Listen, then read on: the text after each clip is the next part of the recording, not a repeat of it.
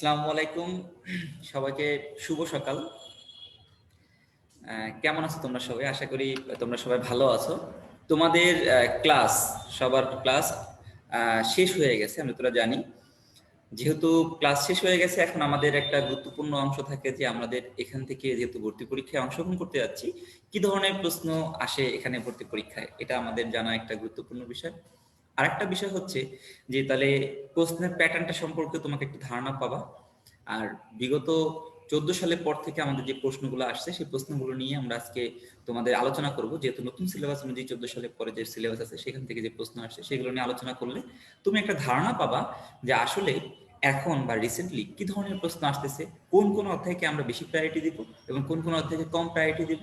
এটা একটা যেমন ধারণা পাবা, প্রশ্নের প্যাটার্ন সম্পর্কে একটা ধারণা পাবা। আমি তোমাকে কোনো একটা জায়গায় বিগত বছর একটা প্রশ্ন দেখাই দিব যে অনেক পুরোনো একটা প্রশ্ন কি ধরনের প্রশ্ন আসতো, সেই তুলনায় এখনকার প্রশ্ন কি ধরনের প্রশ্ন।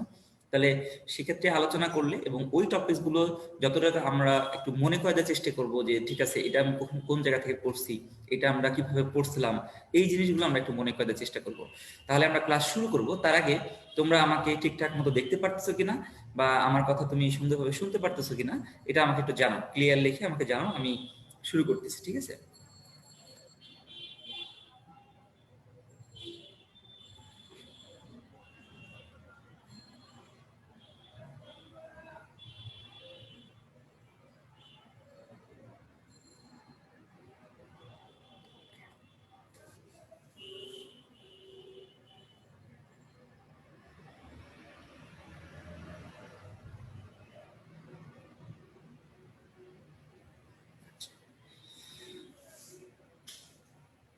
ঠিক আছে, নিলয় রয় নীল লিখছে যে অল ক্লিয়ার ভাই, ঠিক আছে। তারপর হচ্ছে মোহাম্মদ আরিফ, তোমরা লিখছো যে ঠিক আছে, সব তোমরা সুন্দরভাবে শুনতে পারতেছো এবং আমাকে দেখতে পারতেছো। তাহলে আমরা সলভ ক্লাসের দিকে আগাবো যে আমাদের বিগত বছরের ভর্তি পরীক্ষাগুলোতে 1 থেকে 5 অধ্যায়ের মধ্যে কি ধরনের প্রশ্ন আসছে, এই প্রশ্নগুলো আমরা কিভাবে সলভ করেছি এবং সেই প্রশ্নগুলো আমরা যদি ভবিষ্যতে আসে তাহলে কি ধরনের প্রশ্ন অ্যান্সার করব। এবং আমাদের যে প্রেক্ষাপট, অর্থাৎ আমাদের প্রেক্ষাপটে আমরা যে বলি যে আসলে আমাদের কি কি বই পড়তে হবে, কেন কোন কোন টপিকসের জন্য আসলে ওই আমরা দ্বিতীয় বা তৃতীয় বই থেকেও প্রশ্ন আসছে, সেই প্রশ্নগুলো তোমাদের দেখাই দেবো। তাহলে তুমি বুঝতে পারবে আসলে আমাদের প্রশ্ন কেন আমরা দ্বিতীয় বা তৃতীয় বই পড়তে বলি বা কতটুকু গুরুত্বপূর্ণ, বা মেনলি আজমল স্যার পড়লেই তুমি কতটুকু প্রশ্ন অ্যান্সার করতে পারবা। এটা দেখলে তুমি মনে হয়, আমার মনে হয় ক্লাস শেষে তুমি এই জিনিসটা আন্দাজ করতে পারবা যে ঠিক আছে তুমি যে প্রশ্ন না প্রিপারেশন নিছো, এই প্রিপারেশন নিয়ে তুমি আশা করা যে কতটুকু সম্ভব বা কতটুকু পড়া সম্ভব। ঠিক আছে, তাহলে চলো প্রথমে আমরা তাহলে আলোচনায় চলে যাব। প্রথমে আসি বিগত সালের ভর্তি পরীক্ষাগুলোতে, অর্থাৎ 1 থেকে 5 অধ্যায়ের মধ্যে 14 সালের পর থেকে আমাদের কি ধরনের প্রশ্ন আসছে, প্রশ্নের প্যাটার্ন আমরা দেখব। রিসেন্ট প্রশ্ন, আমি বলি মানুষ যত মানে দিন যায়, মানুষ যত দিন যায় তুমি দেখবা মানুষ তত বেশি আলসে হয়, মানুষ যত দিন যাবে তত বেশি আলসে হয়। এই কথাগুলো সত্য। তুমি এই প্রশ্নের প্যাটার্ন দেখলেই বুঝতে পারবা। কিভাবে প্রশ্নের প্যাটার্ন দেখলে তুমি বুঝতে পারবা? দেখো হ্যাঁ, সেটা হচ্ছে যে ধরো আগের প্রশ্ন থেকে শুরু করি। ধরো তোমাদের এখানে 14 সালের পর থেকে তুমি চিন্তা করে দেখো, দেখো 14 সালের শুরুর দিকে যখন তোমার প্রশ্ন হইতো,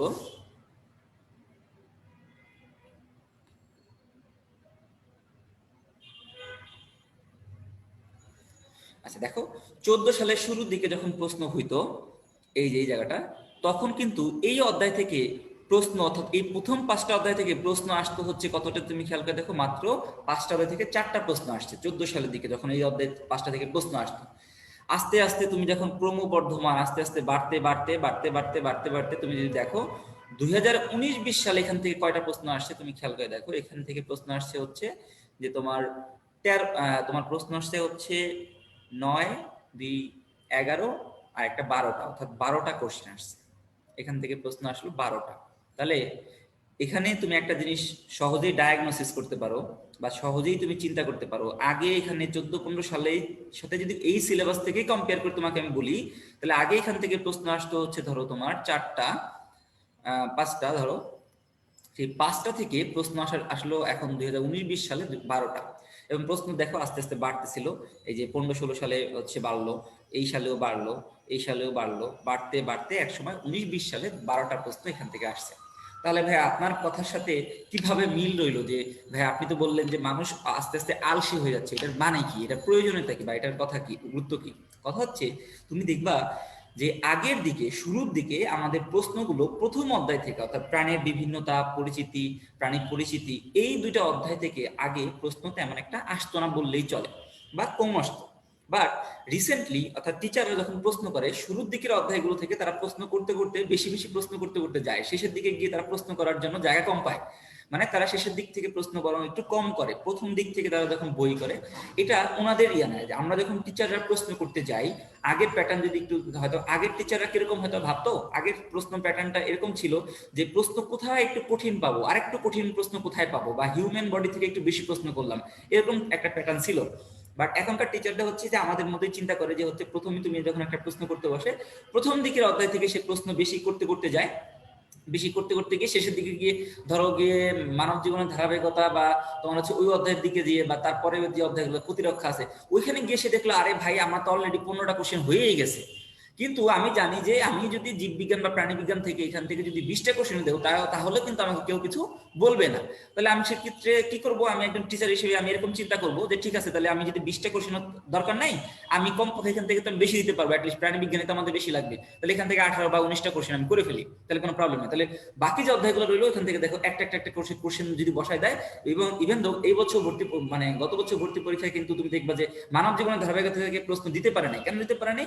কারণ হচ্ছে যে উনি ওনার স্লট শেষ অলরেডি, উনি আগে থেকে ধরো 15টার মতো কোশ্চেন করে ফেলছে। তাহলে সেই ক্ষেত্রে কিন্তু তার প্রশ্ন করতে গিয়ে একটু কম মানে চিন্তা করতে হবে যে না তাহলে তো আমাকে আর মাত্র 3টা বা 4টা প্রশ্ন করতে পারবো, তাহলে এই 3টা বা 4টা প্রশ্ন করার স্লট তো আমার বাকি আছে, আমার হচ্ছে 3টা অধ্যায়, 4টা অধ্যায় বাকি আছে, আমার 3টা প্রশ্ন করতে পারবো, এরকম একটা চিন্তা যদি সে করে তাহলে একটা অধ্যায় বাদ দিয়ে বাকি অধ্যায়গুলো সে একটা একটা করে প্রশ্ন করে চলে গেল। এটা একটা কোশ্চেন যখন একটা টিচার সেট করে তার মাইন্ডসেট তুমি যদি ধরে ফেলতে পারো তাহলে তুমি পরীক্ষার সময় যখন বসবা পরীক্ষার অ্যান্সার করতে গিয়ে তুমি কিন্তু সহজে অ্যান্সার করতে পারবে। তাহলে আমি তোমাকে বোঝাই দিচ্ছি যে অ্যাকচুয়ালি একজন টিচার কি ধরনের চিন্তা ভাবনা করে, আজকালকার টিচার বা এখনকার যে আমাদের স্যাররা যে প্রশ্ন করতেছে এই স্যাররা কিভাবে চিন্তা করে আমাদের এই ধরনের প্রশ্ন সেট করতেছে। তুমি যদি দেখো প্রথম তুমি বুঝতে পারতেছো যে আগের প্রশ্নের তুলনায় এখনকার প্রশ্নগুলোতে অ্যাটলিস্ট প্রথম দিকের অধ্যায়গুলো থেকে বেশি প্রশ্ন আসতেছে। তোমার পড়ার সময়ের জন্য এই জন্য লিস্টের দিকে প্রথম দিকের হিউম্যান বডি পর্যন্ত যে অধ্যায়গুলো আছে এগুলো থাকবে টপ লিস্টে, এটা একটা বিষয়। আর একটা বিষয় হচ্ছে শেষের দিকের অধ্যায়গুলোতে গুরুত্ব একটু কমে গেছে। এখন ধরো তার মানে তুমি প্রাণীর আচরণ অধ্যায় থেকে বিভিন্ন বিজ্ঞানী নিয়ে সারা দিন রাত করে কোনো লাভ নাই, ওইখানে শুধুমাত্র মেডিকোর কম্পিনেন্ট বুকের যে বিজ্ঞানীগুলো যে বলা আছে ওই বিজ্ঞানীগুলো তুমি প্রশ্ন করবা। ও এবার তুমি আসো আগে জিন তত্ত্ব বিবর্তনের অনেক পড়ে গেলা, তুমি এখান থেকে পড়ে গেলে কোনো কিন্তু লাভ নাই, কারণ এখান থেকে অল্প কিছু কোশ্চেন আসবে, মানে একটা প্রশ্ন বা দুটো প্রশ্ন আসবে। কারণ ওই যে বললাম শুরুর দিক থেকে টিচার প্রশ্ন করতে করতে গিয়ে শেষের দিকে তার প্রশ্নের স্লট শেষ হয়ে যাচ্ছে, তাহলে প্রশ্নের স্লট শেষ হয়ে গেলে সে কি করবে, তখন কিন্তু সেই প্রশ্ন কমায় দিচ্ছে। এটা হচ্ছে একটা কমন থিঙ্কিং। জরুরি না তোমাদের বেলা একই জিনিসই ঘটবে, বাট রিসেন্ট তুমি প্রশ্ন প্যাটার্ন যদি একটু ফলো করো তাহলে তুমি দেখবা যে এই ঘটনায় ঘটতেছে। সেই 14-15 সাল তোমাদের সিলেবাস থেকে যদি শুরু করি ফুল সিলেবাস এই বইটা, তাহলে ওইখানে প্রশ্ন আসলো মাত্র 5 অধ্যায় থেকে 5টা প্রশ্ন, এখন কিন্তু এই 5 অধ্যায় থেকে প্রশ্ন আসলো 12টা প্রশ্ন, তাহলে প্রায় দ্বিগুণেরও বেশি। দ্যাট মিনস প্রথম দিকে অধ্যায়গুলো গুরুত্ব কম্পারেটিভলি আগের তুলনায় বাড়ছে। আগে যে আমরা ঘাস ফড়িং কে অনেকে গুরুত্ব দিত না, ঠিক আছে, হাইডাকে গুরুত্ব দিত না, হাইডাকে কিছু মনেই করতো না, এটা কোনো প্রাণী হইলো, তারপরে তুমি মনে করে ঘাস ফড়িংটাকে কোনো দাম দিত না। কিন্তু এখন তোমাকে যদি পরীক্ষায় ভালো করতে হয় তাহলে ঘাস ফড়িং বলো, হাইড্রা বলো, রুই মাছ বলো, সবাইকে তোমাকে ভালো করে অধ্যয়ন করে যেতে হবে, কারণ আগের তুলনায় এই অধ্যায়গুলো গুরুত্ব কিন্তু বাড়ছে। ঠিক আছে ভাই? ওকে, তাহলে এবার আমরা প্রশ্ন সলভের দিকে চলে যাব। ওকে, প্রথম অধ্যায় প্রাণীর বিভিন্নতা ও শ্রেণীবিন্যাস। এখান থেকে 17 সালে মেডিকেল একটা প্রশ্ন আসছে। কি প্রশ্ন আসছে আমরা একটু দেখি। প্রশ্নটা আসছে হচ্ছে যে নিচের কোনটি দ্বি অরীয়, নট অরীয়, দ্বি অরীয় প্রতিসাম্যের উদাহরণ নয়। এবার প্রথমে আসি, তাহলে আমরা এই জায়গা থেকে কি পড়ছিলাম আমি একটু বলি। আমরা পড়ছিলাম না অরীয় গুলো মনে রাখার জন্য, আমরা কি পড়ছিলাম ভাইয়া? অরীয় গুলো মনে রাখার জন্য কিন্তু আমরা পড়ছিলাম যে স্থির জলে হাইড্রা। তোমাদের মনে আছে কিনা জানি না, আমরা একটু মনে করে দিচ্ছি। তাহলে অরিও গুলো আমরা মনে করছিলাম কি দিয়ে ভাইয়া? স্থির জলে হাইড্রা। তাহলে স্থির জলে হাইড্রা দিয়ে এরা হলো কি উদাহরণ বলতেছিলাম আমি? Oreo, not the Oreo. তাহলে অরিও গুলোর উদাহরণ আমরা মনে রাখছি হলে স্থির জলে হাইড্রা দিয়ে। তাহলে স্থির জলে হাইড্রা দিয়ে আমরা যদি মনে রাখি, স্থির জলে হাইড্রাতে কি হয়? সিতে হচ্ছে সি অ্যানিমন, এই যেটা, তারপরে জলেতে হচ্ছে জেলিফিশ এইটা, আর হাইডাতে হচ্ছে হাইডা এইটা। তাহলে আমাদের তিনটা শেষ। আর আমরা দি অরিওটা মনে রাখতাম 2C দিয়ে। 2C তে কি হয়? একটা হলো টেনোফোরা আর একটা হলো তোমার সিলোপ্লানা। তাহলে সেক্ষেত্রে টেনোফোরা এবং সিলোপ্লানা এই দুটো হচ্ছে, এর মধ্যে কোনটা আছে আমাদের অপশনে? টেনোফোরা। তাহলে আমরা কিন্তু এটা সহজে অ্যান্সার করতে পারতেছি, সিড জলে হাইড্রা দিয়ে আমাদের কিন্তু মনে থাকবে। এবার আসো দ্বিতীয় কোশ্চেন, কোনটি ভ্রান্ত সিলমযুক্ত? প্রশ্ন কিন্তু সবসময় একটু ঘুরাই দেয়। ভ্রান্ত সিলম মানে কি? সিউডোসিলম। তাহলে সিউডোসিলমের উদাহরণগুলো আমরা কিতে পড়তাম? আমাদের কারো মনে আছে কিনা আমি জানি না, তোমাদের মনে আছে কিনা। আমরা পড়তাম নারকেল দিয়ে। নারকেল, নারকেলে কি হয় ভাইয়া? এনে হচ্ছে নেমাটোডা, রতে হচ্ছে রোটিফেরা, কেতে হচ্ছে কাইনোরাইঙ্কা, আর লতে হচ্ছে লুয়ালোয়া। দ্যাট মিনস সিউডোসিলমের উদাহরণ ছিল নারকেল দিয়ে। নারকেলে কি হয় ভাইয়া? সেটা হচ্ছে যে নিমোটোডা, রেটিফোরা, কাইনোরেঙ্কা এবং হচ্ছে লুয়ালোয়া। তাহলে তুমি দেখো এখানে কোন উদাহরণটা দিয়ে আছে ভাইয়া? এই যে নেমাটোডা। কোনটি ভ্রান্ত ছিল মানে সিডোসিলমের উদাহরণ, সহজে পারতেছি। এবার আসো 3 নম্বর কোশ্চেন, কি আছে ভাইয়া? নিচের কোনটি দ্বিস্তরী প্রাণী? আমার কাছে মনে হয় এটা তোমরা সবাই জানো যে নিডারিয়া হাইড্রা হচ্ছে একটা দ্বিস্তরী প্রাণী। অর্থাৎ নিডারিয়া পর্বের যারা আছে তারা সবাই কোন ধরনের প্রাণী? দ্বিস্তরী প্রাণী। হাইড্রা, জেলিফিশ সবাই কিন্তু কোন ধরনের প্রাণী? দ্বিস্তরী প্রাণী। ঠিক আছে না? তাহলে এটা আমরা জানি। এবার পরের প্রশ্ন আমরা দেখি ভাইয়া। প্রশ্ন আসছে সিলোমবিহীন পর্ব কোনটি? তুমি যদি প্রশ্নগুলো দেখবা যে এখন এই প্রাণীর বিভিন্নতা শ্রেণীবিন্যাসের ভিতর থেকে যত প্রশ্ন হয় তার তুলনায় প্রশ্ন হয় প্রথম দিকের প্রশ্ন থেকে। এবং আগে বললাম তো, আগে একটা প্রশ্ন আসতো, এখন দুইটা করে প্রশ্ন আসে। তার মানে কি হয়? প্রতিটা অধ্যায়কে টিচাররা দুই ভাগে ভাগ করে ফেলে। প্রথম দিকে দেখে বেশি প্রশ্ন চলে আসে, শেষ দিক থেকে বেশি প্রশ্ন আসে। কেমন যেন মাঝখান দিকটা একটু অনেক সময় ইগনোর হয়ে যায়। এই প্রশ্ন প্যাটার্নটা আমি এখন রিসেন্টলি ফলো করতেছি। যেমন ধরো কঙ্কালতন্ত্র থেকে প্রশ্ন আসে, কঙ্কালতন্ত্রের শুরুর দিকে একটা প্রশ্ন করলো, শেষের দিকে হাড় ভাঙা নিয়ে একটা প্রশ্ন করলো। তাহলে এই প্যাটার্নটা কিন্তু টিচার এখন রিসেন্টলি আমি দেখতেছি যে একটা বেশি ফলো করা হচ্ছে। তাহলে তুমি দেখো যে সেক্ষেত্রে প্রশ্ন হচ্ছে সিলোমবিহীন পর্ব কোনটি? আচ্ছা, সিলোমবিহীন পর্ব আমরা কি দিয়ে মনে রাখতাম? তোমাদের কারো মনে আছে কিনা? আমরা মনে রাখতাম হাজির পিসি। পিসি মানে কি? কম্পিউটার। তাহলে আমরা মনে রাখতাম হাজির পিসি দিয়ে। ভাই বলতে পারো ভাই হাজির পিসিতে কি হয়? হতে ছিল হচ্ছে হাইড্রা, আর যতে ছিল হচ্ছে যকৃত কৃমি। এই যকৃত কৃমি। আর পিতে কি ছিল? হচ্ছে পরিফেরা, আরেকটা ছিল হচ্ছে প্লাটি হেলমিনথেস, আর সিতে হচ্ছে নিডারিয়া, আরেকটা হচ্ছে তোমার টেনোফোরা। তোমাদের মনে আছে কিনা আমি জানি না। তাহলে আমরা বললাম যে হাজির পিসি দিয়ে আমরা কি মনে রাখলাম? সিলোমবিহীন পর্ব। হাজিতে কি হবে? হতে হাইড্রা, যতে যকৃত কৃমি, আর পিসিতে হবে পরিফেরা প্লাটি হেলমিনথেস, সিতে কি হবে? নিডারিয়া, আর হচ্ছে তোমার টেনোফোরা। দ্যাট মিনস সিলোমবিহীন পর্ব কোনটি? এই যে আমাদের যকৃত কৃমি, তার ইংলিশে আমরা জানি তার নাম হলো ফ্যাসিওলা হ্যাপাটিকা। এই ফ্যাসিওলা হ্যাপাটিকাই হচ্ছে তাহলে আমার এখানে অ্যান্সার। দ্যাট মিনস তুমি দেখো প্রশ্ন চারটা দেখলা, চারটায় কিন্তু শুরু থেকে প্রশ্ন আসছে শ্রেণী বিভাগ যেগুলো ছিল, মানে প্রতিসম্মতার উপর ভিত্তি করে, সিলোমের উপর ভিত্তি করে, বা তোমার ভূমির স্তরের উপর ভিত্তি করে এইখান থেকে যে প্রশ্নগুলো আসছে সেখান থেকে এখানে প্রশ্ন আসছে। ঠিক আছে? তাহলে এটা আমরা বুঝলাম। হাজির পিসিডি তুমি মনে রাখলা, শেষ। এবার নেক্সট। এবার দেখো মুখে বিবরে র্যাডুলা কোন অংশ থেকে পর্বের প্রাণীতে পাওয়া যায়? আচ্ছা, আমরা এখানে অ্যান্সারটার দিকে একটু গড় করি। মলাস্কা। এই মলাস্কা পর্বের বৈশিষ্ট্য আমরা কি দিয়ে মনে রাখতাম? তোমাদের কারো মনে আছে? আমরা পড়তাম হচ্ছে mental Himu Himu radiation. Mental Himu radiation. Radiation মানে এই মেন্টাল হিমু রেডিয়েশন বলতে আমরা কি বুঝি? দেখবা আমাদের যে, তোমার মনে আছে কিনা, আমাদের যে হচ্ছে তোমার এই যে হুমায়ুন আহমেদ স্যার ছিল, এই হুমায়ুন আহমেদ স্যারের একটা বই ছিল। হুমায়ুন আহমেদের বইয়ের মধ্যে আমাদের হচ্ছে তোমার, আমরা জানি যে হুমায়ুন আহমেদের বইয়ের মধ্যে একটা চরিত্র ছিল, গুরুত্বপূর্ণ চরিত্র বলি বা অনেকের পছন্দের একটা চরিত্র ছিল হিমু। তো হিমু আমার কাছে, আমি পড়তাম না এমন না, আমার কাছে যদিও মিসি আলি সিরিজটা একটু বেশি ভালো লাগতো, হিমু সিরিজটা একটু কম ভালো লাগতো। কিন্তু তুমি দেখো যে এই যে হিমু সিরিজে হিমুর চরিত্রটা এরকম একটু পাগলা পাগলা টাইপের ছিল। এই মনে করো যে যদিও এটাকে আসলে সাহিত্যিক চিন্তা ভাবনা করলে তো এটা পাগলা না, এটা ভালো একটা দিক। এই হলুদ পাঞ্জাবি পরে এখানে সেখানে ঘুরে বেড়াইতো, তাই না? তারপর পাহাড়ে উঠতো, নদীতে নামতো, এই ধরনের হিমু যে একটা ব্যাপার ছিল। তাহলে মেন্টাল হিমু রেডিয়েশন দিয়ে মতে মলাস্কা আমরা এটা কি কি মনে রাখবো খেয়াল করে দেখো। মেন্টালে আমরা মনে রাখছিলাম যে এই মলাস্কার মধ্যে একটা অংশ থাকে গুরুত্বপূর্ণ, নাম হলো ম্যান্টল। হিমুতে আমরা মনে রাখছিলাম যে হচ্ছে যে এর মধ্যে একটা গহ্বর থাকে, নাম হলো হিমোসিল। আর রেডিয়েশনে আমরা মনে রাখছিলাম হচ্ছে যে এর মধ্যে র্যাডুলা থাকে। কি থাকে ভাইয়া? র্যাডুলা। দ্যাট মিনস তুমি দেখো মেন্টাল হিমো রেডিয়েশনের মধ্যেই কিন্তু র্যাডুলা পেয়ে যাচ্ছ। এই র্যাডুলা বিবরের কোথায় পাওয়া যায়? তুমি এবার প্রশ্নের অ্যান্সার করো। র্যাডুলা পাওয়া যাবে তাহলে ভাই কোথায়? মলাস্কার মধ্যে। তার মানে তুমি কিন্তু খুব সহজেই মনে রাখতে পারতেছো। এবার যদি ভর্তি পরীক্ষায় তোমাকে প্রশ্ন দেয় যে ম্যান্টল নামক অংশ কোন পর্বের মধ্যে পাওয়া যায়? তুমি কি অ্যান্সার করবে ভাইয়া? আমরা অ্যান্সার করব হচ্ছে ম্যান্টল পাওয়া যায় হচ্ছে কোথার মধ্যে? মলাস্কার মধ্যে। ঠিক আছে, তাহলে আমরা পারবো। পরের প্রশ্ন খুবই সহজ, খেয়াল করে দেখো, জেলিফিশ কোন পর্বের প্রাণী? জেলিফিশ কোন পর্বের প্রাণী? এটা আমার মনে হয় তোমরা সবাই জানো যে হাইড্রা এবং জেলিফিশ হচ্ছে কি নিডারিয়া পর্বের প্রাণী। হাইড্রা এবং জেলিফিশ আমরা জানি হচ্ছে যে নিডারিয়া পর্বের প্রাণী, সবাই জানে। এবার পরেরটা, ক্রেচোর বায়োলজিক্যাল নাম কি? ভাই বায়োলজিক্যাল নাম আমরা বলতে কি বুঝি? বায়োলজিক্যাল নাম বলতে আমরা বুঝি হচ্ছে তার সায়েন্টিফিক নেম, তার নাম হচ্ছে আমরা জানি মেটাফিলোপোস্টুমা। এটাই কিন্তু আমাদের অ্যান্সার। ওকে, তার মানে আমাদের এটা নিয়ে আর চিন্তা করতে হবে না। নেক্সট আসো,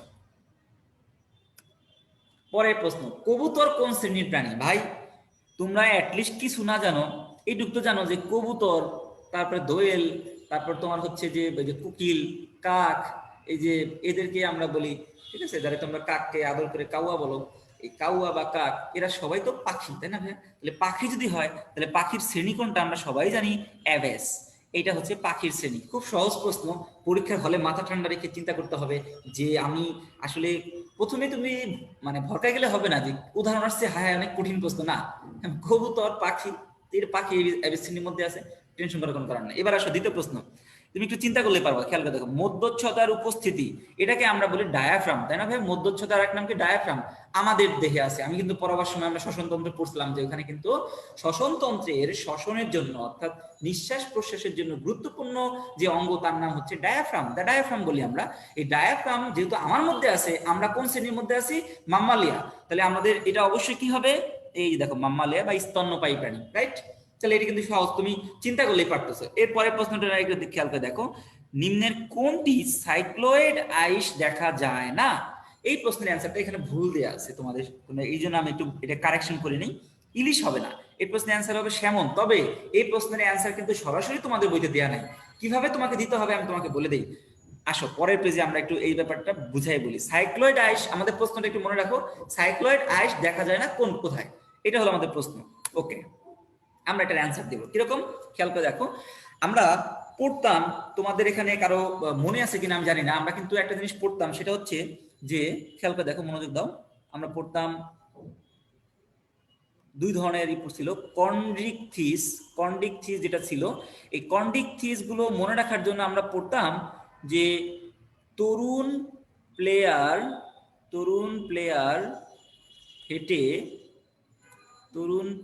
হেঁটে 5 থেকে 7 জোড়া ফুল আনলো, এটা আমরা বলতাম যে তরুণ প্লেয়ার হেঁটে 5 থেকে 7 জোড়া ফুল আনলো। আমরা এটাও বলে দিতাম যে কন্ডিকথিসের যে বৈশিষ্ট্য থাকবে তার পুরো বিপরীত বৈশিষ্ট্য তুমি পাওয়া হচ্ছে অ্যাক্টিন অফ টেরিগি। ঠিক আছে ভাইয়া? তাহলে আমরা এটা বলে দিতাম। এবার খেয়াল করে দেখো, কন্ডিকথিসে যা আছে তার বিপরীত আমরা কি পাবো? অ্যাক্টিন অফ টেরিগিতে। আমরা পড়ছিলাম তরুণ প্লেয়ার হেঁটে 5 থেকে 7 জোড়া ফুল আনলো, এটাতে আমরা কি মনে রাখবো? কন্ডিকথিসে কি দিয়ে গঠিত? অস্থি না তরুণাস্থি? তরুণাস্থি। তাহলে আমরা মনে রাখবো অ্যাক্টিন অফ টেরিগি কি হবে? অস্থি দিয়ে। এর আইস কেমন? প্লাকয়েড আইস। তাহলে এটা কি হবে? সাইক্লয়েড আইস। হেঁটেতে হবে লেস কেমন? Hetero circle. তাহলে আমরা এটা পাবো হোমো সার্কাল। এর ফুলকা কয় জোড়া থাকলো? 5 থেকে 7 জোড়া। তাহলে এখানে কয় জোড়া থাকবে? 1 জোড়া। এবার এটা হচ্ছে আমরা বলছিলাম যে এখানে যা থাকবে তার পুরোপুরি বিপরীত এখানে থাকবে। এবার আমি খেয়াল করে দেখো, তাহলে আমরা এখানে একটা জিনিস পাইলাম, এখানে আইস থাকে হচ্ছে সাইক্লয়েড আইস। তার মানে আমি যদি অ্যাক্টিন অফ টেরিগির উদাহরণগুলো পারি তাহলে কিন্তু আমরা সহজেই অ্যান্সার করতে পারবো। আমরা জানি অ্যাক্টিভ টেরিগির উদাহরণে তোমার দেওয়া আছে রুই মাছ প্লাস ইলিশ মাছ, এটা তোমাদের বইতে দেওয়া আছে, কিন্তু তোমাকে বলে নাই কার্প মাছের কথাও কিছু বলে নাই, স্যামন মাছের কথাও কিছু বলে নাই। তাহলে বুদ্ধি করতে হবে কিরকম? আমি যদি পরীক্ষা হলে বুদ্ধি করতাম, আমি চিন্তা করে দেখলাম যে কন্ডিকথিসের যে উদাহরণগুলো দিয়ে আছে এই উদাহরণগুলো বেশিরভাগই হচ্ছে সামুদ্রিক। ভাই কি পারলাম? এই উদাহরণগুলো সামুদ্রিক। এবার আমি কার্প মাছ হচ্ছে কোথায়? আমরা জানি এটা সমুদ্রে আমরা উৎপন্ন করি না, কার্প মাছ আমরা হচ্ছে পুকুরের মধ্যে এটা আমরা তৈরি করতে পারি। ঠিক আছে ভাই? তাহলে কার্প মাছ, রুই মাছ, এবং রুই মাছ কিন্তু কার্প জাতীয় মাছ। ঠিক আছে, আচ্ছা, তাহলে কার্প মাছ, রুই মাছ আর ইলিশ মাছ, এই তিনটাই। এখন বলতে পারে ভাই ইলিশ মাছ তো সামুদ্রিক মাছ। ভাই ইলিশ মাছ তো উদাহরণ ডাইরেক্ট উল্লেখ করে দেওয়া আছে, ইলিশ মাছ কিন্তু সামুদ্রিক মাছ না, অ্যাকচুয়ালি নদীর মাছ, মানে থাকে সমুদ্রে অংশে, অ্যাকচুয়ালি নদীতে আসার পরে আমরা এটাকে ধরতে পারি। তাহলে ধরো এটা নদীর মাছই ধরো। তাহলে তার চেয়ে বড় কথা হচ্ছে উল্লেখ করে দিচ্ছে সরাসরি আর শ্যামল মাছ হচ্ছে একদম তোমার সামনে। তাহলে তুমি দেখবে সরাসরি কিন্তু আমাদের এই প্রশ্নটা অ্যান্সার পাচ্ছি না, আমরা কিন্তু একটু অনেকবার অনেক চিন্তা করে অ্যান্সার করতেছি। প্রথমে আমাকে চিন্তা করতে হচ্ছে সাইক্লোরাইড কোথায় পাওয়া যায় অ্যাক্টিন অফ টেরিকের মধ্যে, ফার্স্ট অ্যাক্টিন অফ টেরিকের উদাহরণ কি কি আছে এবার তোমাকে চিন্তা করতে হচ্ছে। অর্থাৎ তোমাকে পরীক্ষার হলে এই ধরনের প্রশ্ন তোমাকে অনেক ভাবাবে, ঠিক আছে? তাহলে আমরা এটা ভেবে ভেবে তুমি যে অ্যান্সার দাও, এবার কিন্তু তুমি অ্যান্সার সহজে অ্যান্সার করতে পারতেছো। খেয়াল করে দেখো, আমরা ব্যাকে আসি।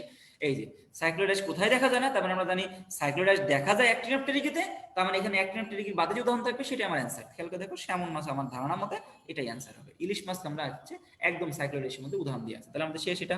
নেক্সটে আসি, পরের অধ্যায় হাইড্রা। হাইড্রা থেকেও কিন্তু রিসেন্টলি প্রশ্ন আসে, ইভেন তুমি 19 সালের প্রশ্ন দেখো, 19 সালের প্রশ্ন কিন্তু এই হাইড্রা থেকে আসছে। প্রথম প্রশ্ন আসছে যে হাইড্রার কোন অংশে নিডোসাইট সবচেয়ে বেশি থাকে।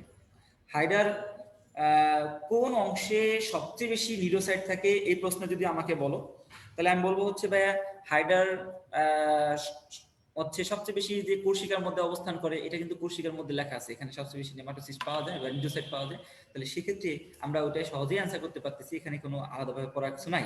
এবার দ্বিতীয় প্রশ্নটা আসি। দ্বিতীয় প্রশ্নে কি বলা হয়েছে ভাইয়া, নিচের কোন কোষটি হাইডার অ্যাপিডার্মিসের অংশ নয়। ভাই আমি অ্যাপিডার্মিসের অংশগুলোর নাম তোমরা অনেকে পারো, আমি তারপরেও যদি আমি ক্লাস নেই তাহলে আমি অনেক সময় বলি যে তোমরা কিভাবে মনে রাখো।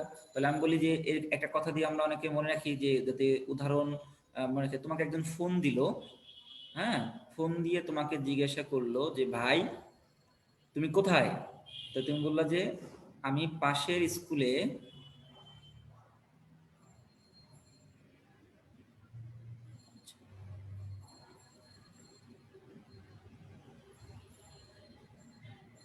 সরি আমি এই কথাটা এরকমভাবে দেখি, ঠিক আছে?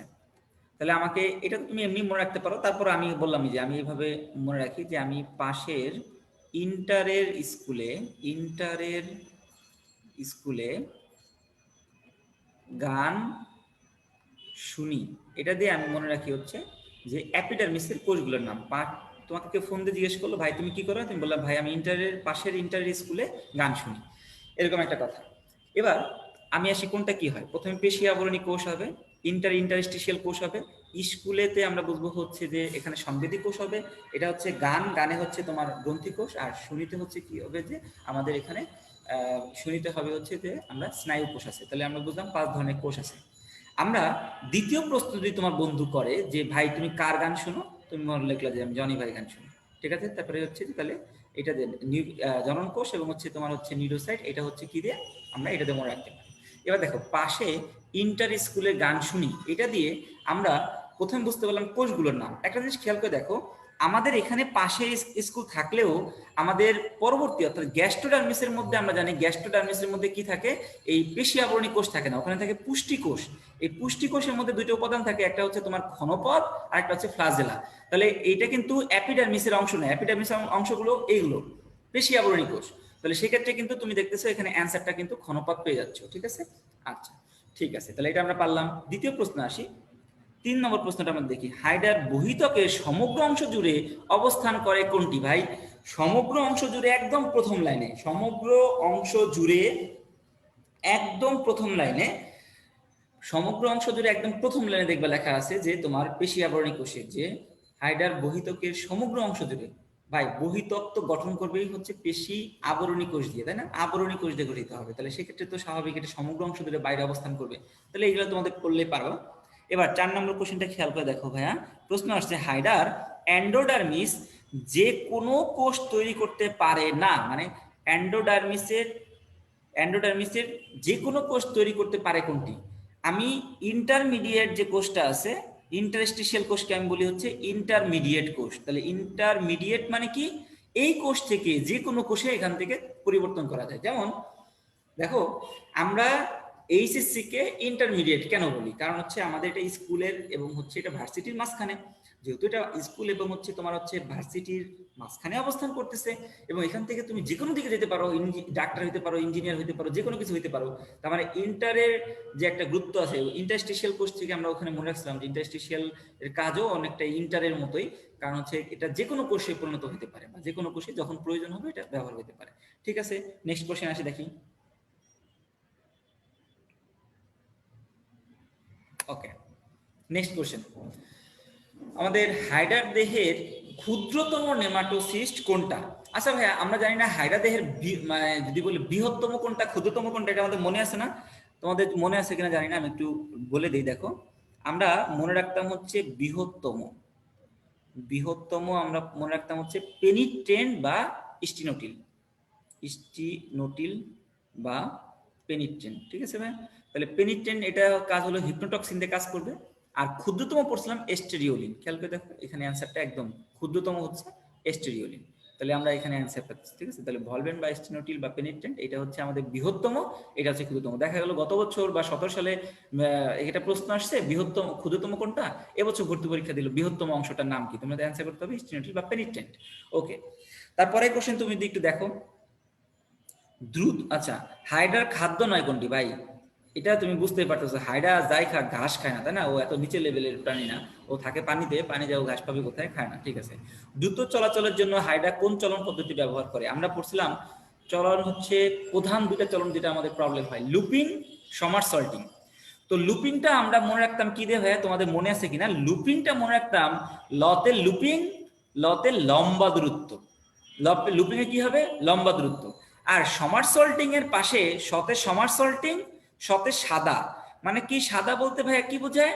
সাথে হচ্ছে সাধারণ চলন, দতে হচ্ছে দ্রুত চলন। তার মানে সাধারণ এবং হচ্ছে দ্রুত চলনের জন্য আমরা কোন পদ্ধতি ব্যবহার করি? সেটা হচ্ছে সমারসল্টিং পদ্ধতি ব্যবহার করি। আর যদি লতে লম্বা দূরত্ব অতিক্রম করতে হয়, তাহলে আমরা কোন পদ্ধতি অবলম্বন করব ভাইয়া? লম্বা দূরত্ব অতিক্রম করার জন্য আমরা পদ্ধতি যেটা অবলম্বন করব সেটা হচ্ছে যে আমরা বলবো হচ্ছে লুপিং। আচ্ছা, এই সমারসল্টিং এর আরেক নাম আমরা জানি ডিগবাজি, তাই না ভাইয়া? এই ধরনের কথাবার্তা তোমাকে জানলেই হবে। তাহলে মোটামুটি আমার হচ্ছে এই কথাবার্তা আছে। নিচের প্রশ্নটা খেয়াল করে দেখি, দেখো, নিচের কোন প্রাণী অযৌন এবং যৌন দুইভাবেই জনন প্রক্রিয়া সম্পন্ন করে? ভাই বাকি যেখানে যারা আছে দেখো, মৌমাছি থেকে শুরু করে সবাই প্রাণী, হাইডা একটা নিম্ন শ্রেণীর প্রাণী। তো এরা যৌন এবং অযৌন দুই প্রক্রিয়ায় জনন সম্পন্ন করে। এটা তোমরা অলরেডি পড়ছো কিভাবে কখন হয়। তার মানে এটা কিন্তু প্রশ্ন খুবই সহজ প্রশ্ন। ঠিক আছে? আচ্ছা, এবার দেখি পরবর্তীতে এখানে প্রশ্ন আসছে। আচ্ছা, তোমাদের মনে হয় অনেকেই দেখতেছি যে বেশিরভাগ স্টুডেন্টই হচ্ছে আমি দেখতেছি খুব ভালো পড়াশোনা করতেছে। অনেকে আবার ভাবতেছে বা এটাকে গুরুত্ব দিচ্ছে না যে ভাইয়া বিগত বছরের প্রশ্ন করে কি করবো, আমি তো এটা 100 বার রিভিশন দিয়ে ফেলছি অলরেডি। তো তাদের ক্ষেত্রে তো অবশ্য প্লাস পয়েন্ট, যে ঠিক আছে তুমি হচ্ছে বিগত বছরের প্রশ্নগুলো 100 বার রিভিশন দিয়ে ফেলছো। আমি তো তোমাকে হচ্ছে পাশের পড়াগুলো মনে করার চেষ্টা করতেছি, এটা একটা বিষয়। নাম্বার 2 হচ্ছে রিসেন্টলি তুমি আরেকবার রিভিশন দিয়ে যাও, কারণ পরীক্ষা তো অতি সন্নিকটে। আর যেহেতু তাহলে প্রশ্ন প্যাটার্নটা তুমি যদি বুঝে যাও আমার কাছ থেকে, তাহলে তুমি দেখবা যে সহজে তোমার পরবর্তী পরীক্ষাতে আরো সহজ হয়ে যাবে অ্যান্সার করতে। ঠিক আছে ভাই? তো চলো আমরা এবার আগায় যাই। দেখো 9 নম্বর কোশ্চেনটা, বাংলাদেশে সন্ধানপ্রাপ্ত ঘাসফড়িং প্রজাতির সংখ্যা কত? আমরা জানি বাংলাদেশে সারা পৃথিবীতে আছে কতটা? সারা পৃথিবীতে আছে হচ্ছে 10,000, 10,000, তাই না? 10,000, 10K। আর বাংলাদেশে আছে কত? বাংলাদেশে আছে হচ্ছে তোমার 20টি। ওকে ভাইয়া? দেখা গেল যে এই বছর ভর্তি পরীক্ষায় প্রশ্ন দিলে হচ্ছে যে সমগ্র পৃথিবীতে ঘাসফড়িং কত প্রজাতি রয়েছে, আমরা অ্যান্সার করে দিয়ে আসবো কি 10,000। ঠিক আছে ভাইয়া? ওকে, এবার দেখো নিচের কোনটি, 10 নম্বর প্রশ্নটা দেখো, কোনটি ঘাসফড়িং এর মস্তকের বহিঃকঙ্কালের অংশ নয়? ভাই আমরা প্রথমেই তো জানি ঘাসফড়িং এর বহিঃকঙ্কালকে আমরা কি বলি? অ্যাপিক্রেনিয়াম। তাহলে এটা তো অবশ্যই বহিঃকঙ্কালের অংশ। আর এখানে কি কি থাকে আমরা জানি না সবাই, সেটা হচ্ছে যে ক্লাইপিয়াস থাকে, তারপরে ফ্রন্স থাকে, তারপরে হচ্ছে ভার্টেক্স থাকে, জেনা থাকে। ক্লাইপিয়াস, ফ্রন্স, ভার্টেক্স, জেনা থাকে। তার মানে বহিঃকঙ্কালের অংশ নয় কোনটি? এই যে ওসেলি, এটা কিন্তু বহিঃকঙ্কালের অংশ নয়। কিন্তু জেনাও থাকে, ভার্টেক্স থাকে, অ্যাপিক্রেনিয়াম তো বহিঃকঙ্কালের উপর নাম, তাই না? তাহলে এটা একটা বিষয়। এবার দেখো একটা জিনিস কিন্তু খেয়াল করে তুমি বুঝতে পারতেছো, আমাদের কোশ্চেন গুলো আর ওদের কোশ্চেনের মধ্যে একটু ডিফারেন্স কি হয়, যে এখানে অপশনের কোনো সময় কোনো মানে অপশন গুলো দেওয়ার ক্ষেত্রে এরা কোনো কিছু বাধাই মানে না, মানে এত কিছু ভাবেই না। যেমন ধরো একটা যেমন আমরা পড়ার সময় আমরা জানি যে হচ্ছে যে বহিঃকঙ্কালের আরেক নাম অ্যাপিক্রেনিয়াম, তো এটা কিন্তু অপশনে দেওয়া যায় না। ঠিক আছে, অপশনে দেওয়া যায় না। তারপরে উনি দিয়ে দিছে যে না ঠিক আছে দেখি, কারণ এটা কিন্তু এমসিকিউ প্রশ্নের উদ্দেশ্য হচ্ছে চুজ দ্য বেস্ট অ্যান্সার, তুমি এখান থেকে সবচেয়ে সঠিক অ্যান্সারটা, বাট যেটা এর মধ্যে যা আছে তার মধ্যে সবচেয়ে ভালো অ্যান্সার কোনটা। এমন না, জরুরি না যে এটা একদম 100% সঠিক হইতে হবে, এর মধ্যে যা আছে তার মধ্যে কোনটা সবচেয়ে বেশি কাছাকাছি। ঠিক আছে, এটা আমাদের এই জন্য আমরা এই ধরনের অপশন দিয়ে থাকে। এবার আসো খেয়াল করে দেখো পরের প্রশ্ন, ঘাসফড়িং এর অগ্রভাগে সরু এবং শক্ত ডানাদ্বয়কে আমরা কি বলি? অগ্রভাগে। আমি ডানা তোমাদের পড়াইছে কিনা আমি জানি না। ডানা ক্ষেত্রে আমি সবসময় একটা কথা কিন্তু তোমাদের বলি ক্লাসে, তোমাদের যদি ক্লাস নিয়ে থাকি কখনো, তখন তোমরা জানো যে ডানা, আমি কথাটা বলি যে যে ঘাসফড়িং এর ডানা দুইটা। ঘাসফড়িং এর ডানা কয়টা? দুইটা। একটা হচ্ছে বড় ডানা আর একটা হচ্ছে ছোট ডানা। ছোট ডানা, তাহলে একটা হলো বড় ডানা আর একটা হলো ছোট ডানা, ঠিক আছে? এবার দেখো, বড় আর একটা বললাম ছোট। এখন কথা হলো, দেখবা অনেকে দেখছি যে আমাদের অনেক মানুষই আছে যারা দেখবা যে শকে স উচ্চারণ করে। ধরো আমরা স্কুল বলি, ওরা বলি স্কুল। তাহলে এই যে স্কুল আর স্কুলের মধ্যে যে ডিফারেন্স, এই যে তুমি ব্যাপারটা, অর্থাৎ অনেকে দেখি শকে ছ বলে, আমরা এই ব্যাপারটাকে ধরবো ছকে স। এই যে স, এই যে তোমাকে উচ্চারণ করে বললাম যে স, এই স আর স, তাহলে আমরা মনে রাখবো কাছাকাছি শব্দ, একই শব্দ চিন্তা করলেও আমার তো কোনো প্রবলেম নেই। তার মানে এটা হলো সরু ডানা, ঠিক কিনা ভাইয়া? এটা সরু, সতে সরু, আর এটা তাহলে কি হবে যে এটা কিন্তু সরু হবে না, তাহলে এটা কি হবে? প্রশস্ত ডানা। এবার আসো, আমরা কাজটা কিভাবে মনে রাখতাম, তোমাদের কারো মনে আছে কিনা? আমি ক্লাসে একটু দুষ্টামি করে বলতাম যে দেখো, আমাদের যদি বাবা মার দুইটা সন্তান থাকে, ধরো তোমার বাবার বা দুইটা সন্তান আছে বা দুই ভাই আছে, তোমরা বাপ মা অনেক সময় তাদের বাচ্চা কাচ্চার পরিচয় দেওয়ার জন্য সহজভাবে কিছু কথাবার্তা বলে, এইভাবে অনেকে দেখবা ব্যাখ্যা করে, হ্যাঁ আমার দুইটা ছেলে, বড়টা হলো কামের, ছোটটা হলো নামের, মানে ছোটটা কোনো কাজই করে না। দেখো তাহলে আমরা বললাম যে আমার দুইটা ডানা, বড়টা হলো কামের, ছোটটা হলো নামের, মানে কি? এই যে বড় ডানা অর্থাৎ যেটা পিছনে থাকে, এটা কিন্তু তাহলে যেহেতু সরু সতে সামনে, তাহলে এটা সামনে থাকবে, আর এটা কি হবে? তাহলে পিছনে থাকবে, তাহলে বড় ডানাটা পিছনে থাকবে। আচ্ছা, তাহলে দেখলাম যে আমাদের বুঝলাম যে আমরা বাপ মা আমাদের বলে অনেক সময় যে আমার দুইটা ছেলে, বড়টা হলো কামের, ছোটটা হলো নামের। মানে হলো আমাদের বড় বা পিছনে যে ডানাটা আছে সেটা হলো কামের। আমাদের ডানার কাজ কি? ডানার কাজ হলো উঠতে সাহায্য করে, মানে এটা উঠতে সাহায্য করবে। আর আমি একটা কি বললাম, ছোটটা হলো নামের। নামের মানে কি? এর একটা শুধু নামই আছে, নাম কি হলো? টেকবিনা। দেখো খেয়াল করে দেখো, এই যে তাহলে সরু যেটা বা সামনে যেটা অবস্থান করে অগ্রভাগের সামনে আর সাথে সরু, এটা অবশ্যই ছোট ডানা হবে। আর আমি বলছি ছোটটা হলো কি? নামের একটা নাম আছে, কি নাম? টেকবিনা। যে খেয়াল করে দেখো, টেকবিনা।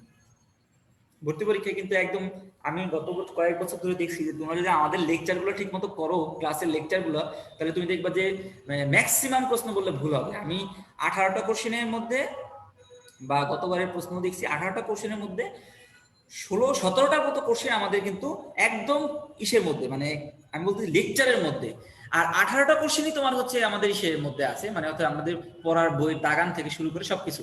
বাট 16টা কোশ্চেন বা 17টা কোশ্চেনের মতো ছিল যেটা একদম হুবহু লেকচারের মধ্যে আছে, মানে তুমি যদি কেউ যদি মনোযোগ দিয়ে লেকচার শুনে, সে 16টা-17টা কোশ্চেন পারবে। ঠিক আছে? তাহলে এই হচ্ছে মোটামুটি আমাদের কথাবার্তা। তাহলে আমরা মনে রাখলাম যে ছোটটা হলো বড়টা হলো কামের, ছোটটা হলো নামের। নাম আছে, নাম হলো টেকবিনা। এটা আবার ভর্তি পরীক্ষা আসতে পারে, বা এরপরে আবার পরীক্ষা আসতে পারে যে পেছনের দিকে যে ডানা আছে সেটা কাজ কি, সেটা উঠতে সাহায্য করে। ঠিক আছে না? এবার খেয়াল করবে, 12 নম্বর কোশ্চেন আছে যে নিচের কোনটি ঘাসফড়িং এর পশ্চাৎ পৌষ্টিক নালীর অংশ? দেখো আমরা জানি ঘাসফড়িং এর পৌষ্টিক নালীকে আমরা 3 ভাগে ভাগ করতে পারি। একটা হলো স্টোমোডিয়াম, একটা হলো মেসেন্টেরন, একটা হচ্ছে প্রোক্টোডিয়াম। তোমাদের মনে আছে কিনা? আমি মনে রাখাইতাম, পোলাপান ভুলে গেলে। সতে স্টোমোডিয়াম, সতে সামনে, এটা সামনের দিকে অবস্থান করবে। মতে মেসেন্টেরন, মতে মাঝে। পথে হচ্ছে তোমার পেছনে, পথে হচ্ছে প্রোক্টোডিয়াম। তাহলে প্রোক্টোডিয়াম মানে কি বুঝবো আমরা? হচ্ছে এটা হলো যে পশ্চাৎ পৌষ্টিক নালী। ঠিক আছে? এবার আমরা জানি এই পৌষ্টিক নালীর শ্রেণীবিভাগ তোমাদের কিভাবে পড়াইছেন জানি না, আমি তোমাদের পড়াইতাম হচ্ছে মুখগোলবিদ অন্ননালী গিজার্ড ক্রপ পর্যন্ত এসে শুরু হয়ে যায় পর্যন্ত, এটা হলো পাকস্থলী। তাহলে পাকস্থলীর পরে ক্ষুদ্রান্ত এবং বৃহদান্ত নিয়ে পশ্চাৎ নালী। ক্ষুদ্রান্তের অংশ কি কি ছিল? ইলিয়াম, তারপরে হচ্ছে যে আমরা জানি যে সিকাম, তারপরে হচ্ছে ক্লোন, তাই না? এই অংশগুলো কিন্তু ছিল। তাহলে সেখানে তুমি দেখো যে এখানে প্রশ্ন আসছে যে পশ্চাৎ পশ্চিম নালীর অংশ কোনটি? দেখো ইলিয়াম। ঠিক আছে? অর্থাৎ এটা ক্ষুদ্রান্ত বৃহদান্তের সাথে আমাদের মিল রেখে পড়বা, কিছু কিছু অংশ শুধু নাই, শেষ। এবার দেখো পরের প্রশ্ন কি আছে ভাইয়া, ঘাসফড়িং এর হেপাটিক শিখা কতটি? আমি দেখি আমার পরবর্তীতে স্লাইড ফাঁকা আছে কিনা। আচ্ছা, প্রশ্ন হচ্ছে ঘাসফড়িং এর হেপাটিক শিখা কতটি? আচ্ছা, এটা আমি তোমাদের একটু দেখাই দিচ্ছি, একটু জুম করে পড়াই দিচ্ছি।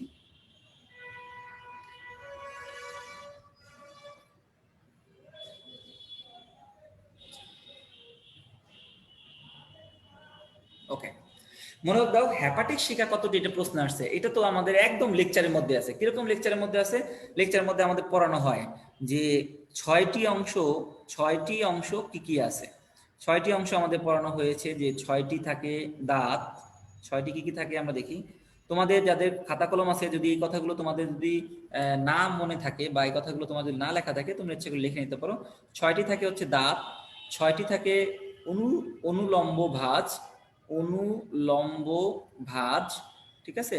আচ্ছা, আর ছয়টা থাকে হলো তোমার rectal rectal papilla, rectal papilla থাকবে ছয়টি। আচ্ছা, আরেকটি আমি এখানেই বলে দেই, ছয়টি না হয়ে ছয় জোড়া, ছয় জোড়া হবে হচ্ছে হেপাটিক, হেপাটিক শিকা। তাহলে এই যে তুমি দেখলা যে ভাইয়া ছয়টির জায়গায় ছয় জোড়া হয়েছে, ভাই ছয় জোড়া মানে কয়টি ভাই? 12টি, ঠিক কিনা বলো? তাহলে তুমি যদি এইভাবে মিলে মিলে পড়ো, তোমার কিন্তু প্রশ্ন হয়তো তোমাকে প্রশ্ন আসলো যে গিজার্ডে দাঁত থাকে কতটি। এবার দেখো ডেন্টালে পরীক্ষা দিল, এই ধরনের প্রশ্ন যদিও মেডিকেল তুলনায় ডেন্টালে একটু বেশি আসে, যে ধরো ছয়টি দাঁত কতটি আসলো, বা ছয়টি অনুলম্ব ভাঁজ কোথায় পাওয়া যায়, এই ধরনের প্রশ্ন তুমি দেখবে ডেন্টালে একটু বেশি আসে। তাহলে এই ধরনের প্রশ্ন যদি আসে তো তুমি সহজে কিন্তু অ্যান্সার করতে পারবা, ঠিক আছে না? ওকে, তাহলে আমরা বুঝলাম হেপাটিক শিক্ষা থাকে হলো ছয় জোড়া, ছয় জোড়া মানে 12টি। তাহলে এবার দেখো আমাদের প্রশ্নের অপশনে বা অ্যান্সারের সাথে আমাদের মিলে কিনা।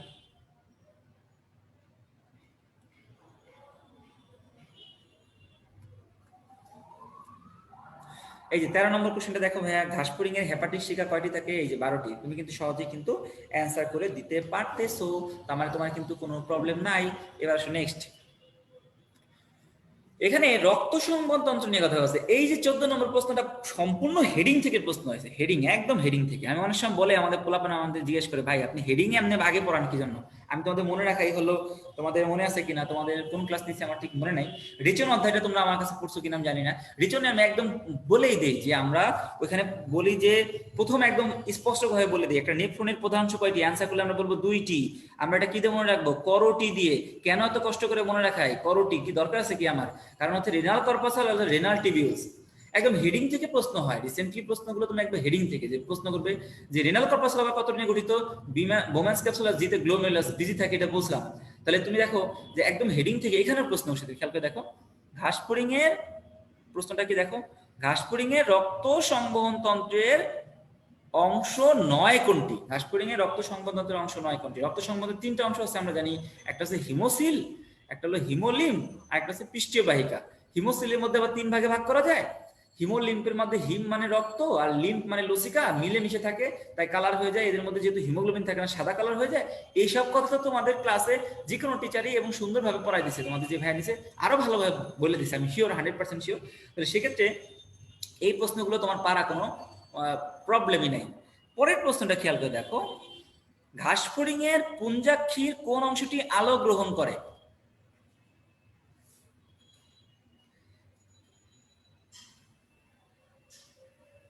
আচ্ছা, ঘাসফড়িং এর পুঞ্জাক্ষীর কোন অংশটি আলো গ্রহণ করে? আচ্ছা, একজন তোমাদের মধ্যে আবার প্রশ্ন করছে, যেখানে দেখতেছি যে খুবই ইয়া আছে, এগুলো কি লিখতেছো কিনা কেউ? এগুলো অন্যদের কাছে শুনেই করা কি? এখন তুমি ধরো তোমাদের এখন ব্যাপারটা এমন হয়ে গেছে, ফেসবুক হওয়ার পরে তোমরা আমি দেখি যে তোমরা সবকিছু কেমন একটা শেয়ার করার ব্যাপার। তুমি ধরো এখন তুমি ধরো কোনো কারণে তুমি একটা শুভ কাজ করতে যাচ্ছ, ধরো বিবাহ সম্পন্ন করতে যাচ্ছ, এখন তুমি কি তুমি ফেসবুকে পোস্ট দেবে এই তোমরা আমাদের এই গ্রুপে তোমরা কেউ বিয়ে করছো কিনা বা কিভাবে বিয়ে করছো? তাহলে এই ধরনের কথাবার্তা বলে তুমি তো ধরো কোনো লাভবান হবে না। হয়তো যে এই যে কমেন্ট গুলো যে তোমরা তোমরা কি লিখতেছো কিনা, তোমার প্রয়োজন হলে তুমি টুকে নাও বা লিখে নাও, বা তোমার যদি লেখা থাকে তোমার দরকার নাই, তুমি জাস্ট প্রশ্নগুলো একটু দেখে নাও, এই যে দেখা ব্যাপারটা। বাট আমি একটা জিনিস দেখছি যে বর্তমানে তথ্য প্রযুক্তির জিনিস হয়ে মানে সবগুলো এটা কেমন একটা শেয়ারের ব্যাপারটা হয়ে যাচ্ছে, এটা একটা বিষয়। আবার তোমরা দেখবা যে হচ্ছে এখন তুমি যে অনেকে দেখি ফেসবুকে পোস্ট দেয় যে শীতকাল আসায় অনেক দিন ধরে করা হয় না গোসল, তাহলে এরকম কিছু পোস্ট আমরা দেখি। তাহলে এই যে তুমি শীতকাল দেখে গোসল করো না, এটা সবার ঢাক ঢোল পিটে জানাবার দরকার আছে? তুমি তো গোসল করো না, এমনি একটা নোংরামি কাজ করতেছো, তারপরে তুমি আবার ধরো এটা সবাই জানাই দিলে, অন্য কি উৎসাহিত করতেছো যে হ্যাঁ গোসল করো না। তুমি দেখবা যে কয়দিন পরে ডার্মাটোলজি ডাক্তারের কাছে চেম্বারে ভিড়, প্রচুর ভিড়, এবং শীতকালে কিন্তু আসলে প্রচুর ভিড় হয়। ডার্মাটোলজি খুবই মানে যেটাকে আমরা বলি যে চর্ম এবং যেটা চর্মরোগ বিশেষজ্ঞ যারা আছে, ঠিক আছে, ডার্মাটোলজি বাংলা যেটা বলে, প্রচুর ভিড়। কেন ভিড়? এই যে তোমাদের মতো যারা যে আমাকে পোস্ট দেয় যে একদম ধরুন শীতকালে এই তো তোমরা, আমি গোসল করতেছি না ব্যাপারটা 10 দিন হলো, তোমরা কতদিন হলো, এরকম একটা বিষয় তোমাদের একটা পুঁজিতে চলে।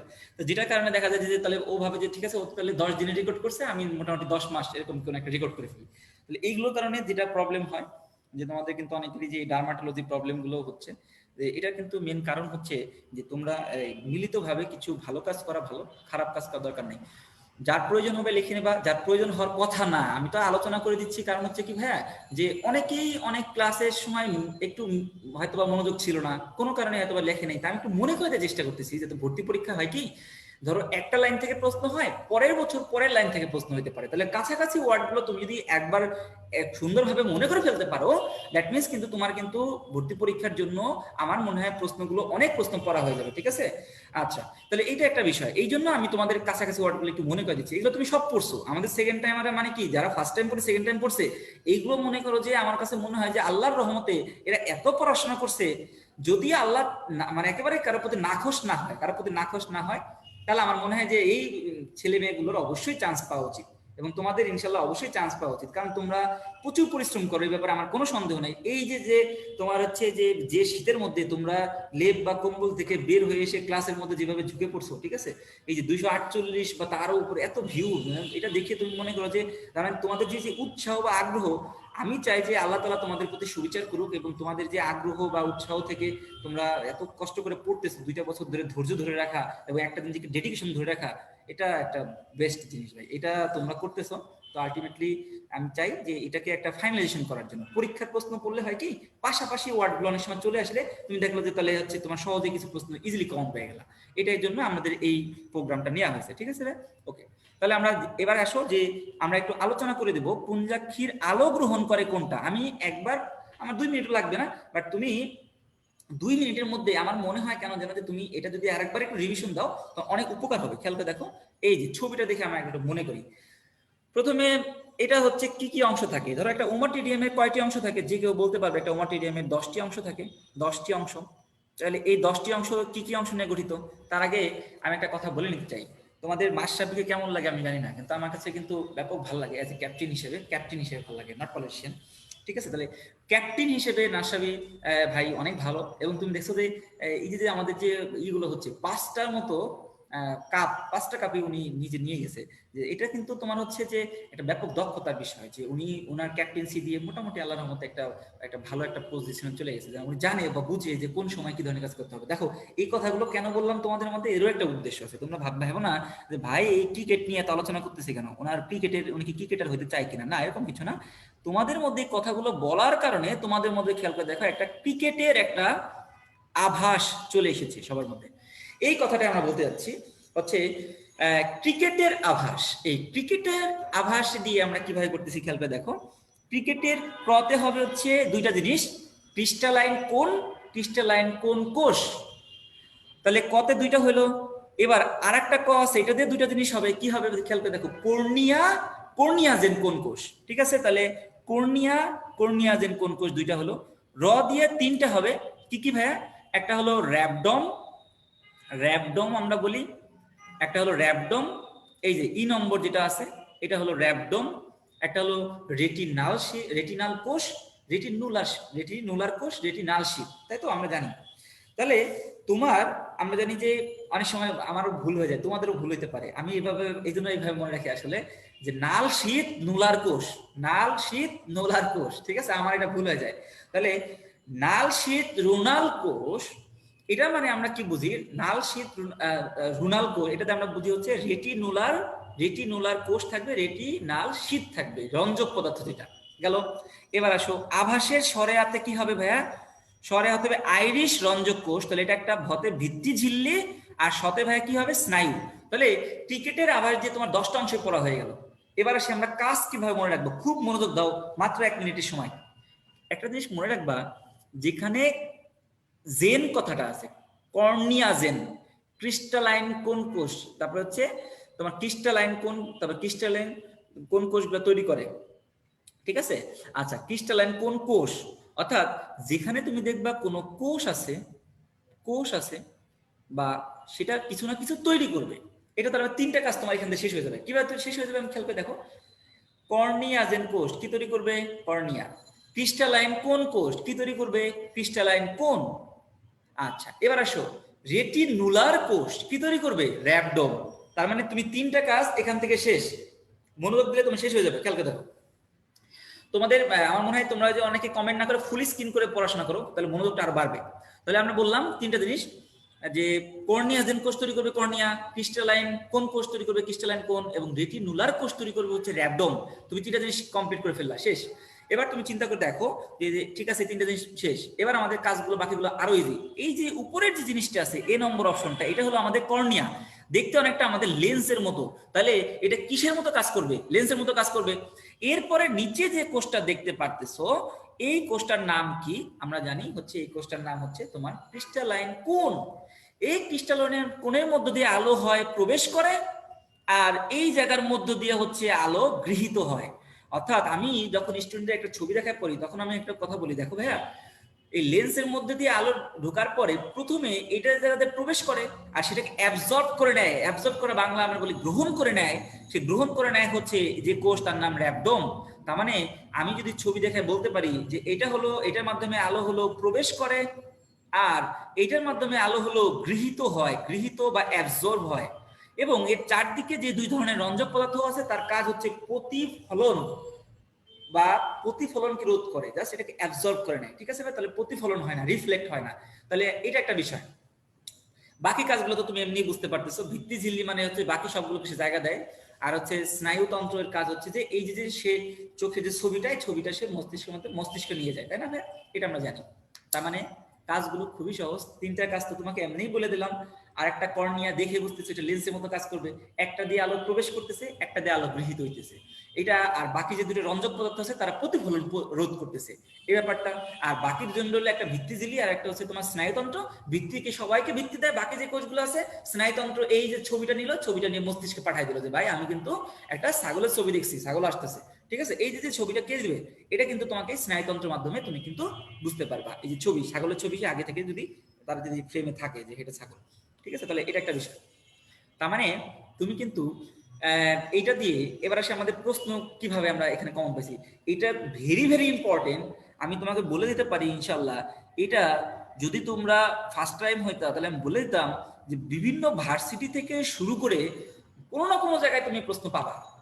মেডিকেলেই প্রশ্ন তো পাইতে পারো অবশ্যই, কোনো না কোনো জায়গা ভার্সিটি থেকে শুরু করে এই বছরই কোনো না কোনো তুমি প্রশ্ন পাবাই। তাহলে এটা একটা বিষয়। তার মানে আমরা বুঝতে পারতেছি। প্রশ্নটা আমি আরেকবার দেখি, দেখো 15 নম্বর কোশ্চেনটা কি ছিল, ঘাসফড়িং এর পুঞ্জাক্ষী যাকে ওমাটিডিয়াম বলি, আলো গ্রহণ করে কে? গ্রহণ করার জন্য আমরা অ্যান্সার করবো র‍্যাবডোম। যদি প্রবেশ করতো আলো প্রবেশ করে কোন জায়গাতে, তাহলে আমরা অ্যান্সার করতাম হচ্ছে ক্রিস্টালাইন কোন কোষ। যদি বলতো কোনটি লেন্সের মতো কাজ করে, আমরা অ্যান্সার করতাম কর্নিয়া। যদি প্রশ্ন করতো কোনটি কর্নিয়া তৈরি করে, আমরা অ্যান্সার করতাম কর্নিয়াজেন কোষ। যদি এত সহজ প্রশ্ন দেওয়ার কথা না, প্রশ্ন বেশিরভাগই আসার কথা হচ্ছে কর্নিয়া থেকে এটা লেন্সের মতো কাজ করে, আলো প্রবেশ করে কোন জায়গাতে, আলো কোনটা দিয়ে গৃহীত হয়। এই তিনটে টপ মোস্ট ইম্পর্টেন্ট। ঠিক আছে ভাই, আমি তোমাকে ছবি দেখা বলে দিলাম, তাহলে কিন্তু আমার মনে হয় যে তোমার পারার কথা। এই কোশ্চেনটা আমি তোমাদের পড়াবার জন্য রাখি নাই ভাই, এই কোশ্চেনটা আমি তোমাদের রেখেছি হচ্ছে দেখাবার জন্য যে দেখো 2002 সালের দিকে কি ধরনের প্রশ্ন আসতো। এই প্রশ্ন দেখে কারো মন ভালো হয়? কারো মন তো খারাপ হয়ে যাবে কথা দেখেই। কোনটি সঠিক নয়? আগে এই ধরনের প্রশ্ন বেশি আসতো, এখন এই ধরনের প্রশ্ন আসে না। এটা আলহামদুলিল্লাহ, এটা আমরা দেখবো না, কারণ এটা দেখতে গেলে বা পুরোটা পড়তে গেলেই দেখবা যে আমার পুরো মেজাজ খারাপ হয়ে যাচ্ছে। দেখো আর 16 নিয়ে কথা ছিল, কারণ এটা আমাদের সিলেবাসে নাই। ওকে, তাহলে এটা পড়বো না, বাট এটা আমি মানে দেখার জন্য রেখে দিছি যে দেখো 2002 সালের দিকে যারা পরীক্ষা দিছে এই সকল ভাইয়া বা আপুদের প্রতি তোমাদের একটু হলেও সহমর্মিত থাকা উচিত, যে তারা প্রশ্ন পড়তে পড়তে তো সময় চলে যাওয়ার কথা। এমন বড় বড় প্রশ্ন আসতো, আর প্রশ্ন আসতো কোনটি সঠিক নয়। আমি এমনও প্রশ্ন দেখছি ভাইয়া আপুদের প্রশ্ন, যেটা দেখে যে এরকম প্রশ্ন আসছে কোনটি সত্য বললে ভুল হবে, কোনটি সত্য বললে ভুল হবে, এই ধরনের প্রশ্ন। তো তুমি তো ভাববা যে কোনটি সত্য, এটাই প্রশ্ন আসছে। তাহলে এই যে আগেকার টিচার বা আগেকার ভাইয়া বা আপুদের উপর যে এক ধরনের যে মানসিক যে প্রেশার ছিল, এটা তুলনায় কম্পারেটিভলি এখনকার প্রশ্ন, আমাদের প্রশ্ন বলি বা তোমাদের প্রশ্ন বলি, কম্পারেটিভলি একটু হলেও সহজ আসছে, যেটা তোমাদের প্রেশার কম করে। এই জন্য মার্ক হয়তো কিছুটা বেশি হয়, কিন্তু খুব একটা ডিফারেন্স নাই। আগে হয়তো 60 পাইতে হয়তো, এখন হয়তো বা 70 পাইতে হয়। ডিফারেন্স খুব একটা নাই, কারণ হয়তো বা এটার কারণ কি জানি না, বাট হচ্ছে প্রশ্ন কম্পারেটিভলি আগের তুলনায় একটু সহজ হয়, আগের তুলনায় অনেক বেশি কঠিন আসতো। এবার আসে পরেরটা, পরের প্রশ্ন আমরা অলরেডি সলভ করে ফেলছি। দেখো রুই মাছের আইস কোন ধরনের?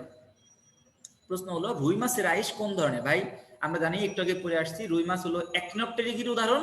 অ্যাক্টিনোপটেরিগির আইস সবসময় সাইক্লয়েড আইস হয়। তাহলে আমরা এই প্রশ্ন যেমনি ঘুরে ফিরে দেখ আমরা পারবো। এবার নেক্সটে আসি, এইটা রুই মাছ ডিম পারে কখন?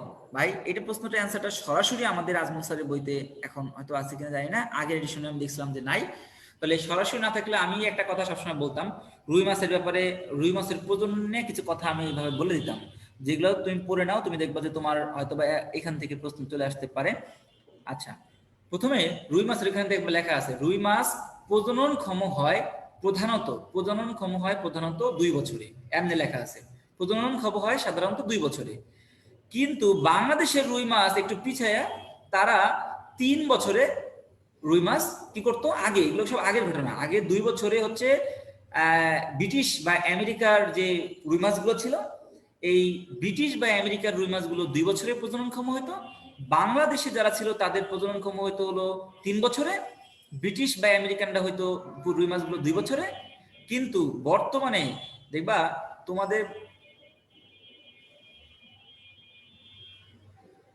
তোমাদের বাপ মা অনেক সময় বলে না যে এখনকার পোলাপান বেশি পাক না, এই কথাগুলো বলে, কিন্তু এই কথাগুলো যে আমাদের বাপ মা খালি বলে তাও না, আমাদের এই রুই মাছগুলো তাদের যখন কথাবার্তা বলে তাদের মধ্যে এগুলো আলোচনায় আসে যে এখনকার ছেলে পেলেগুলো অনেক অনেক পাকনা, মানে অনেক বেশি দ্রুত আগায় যায়, ঠিক আছে, ইচ্ছে পাকনা যেটা বলে।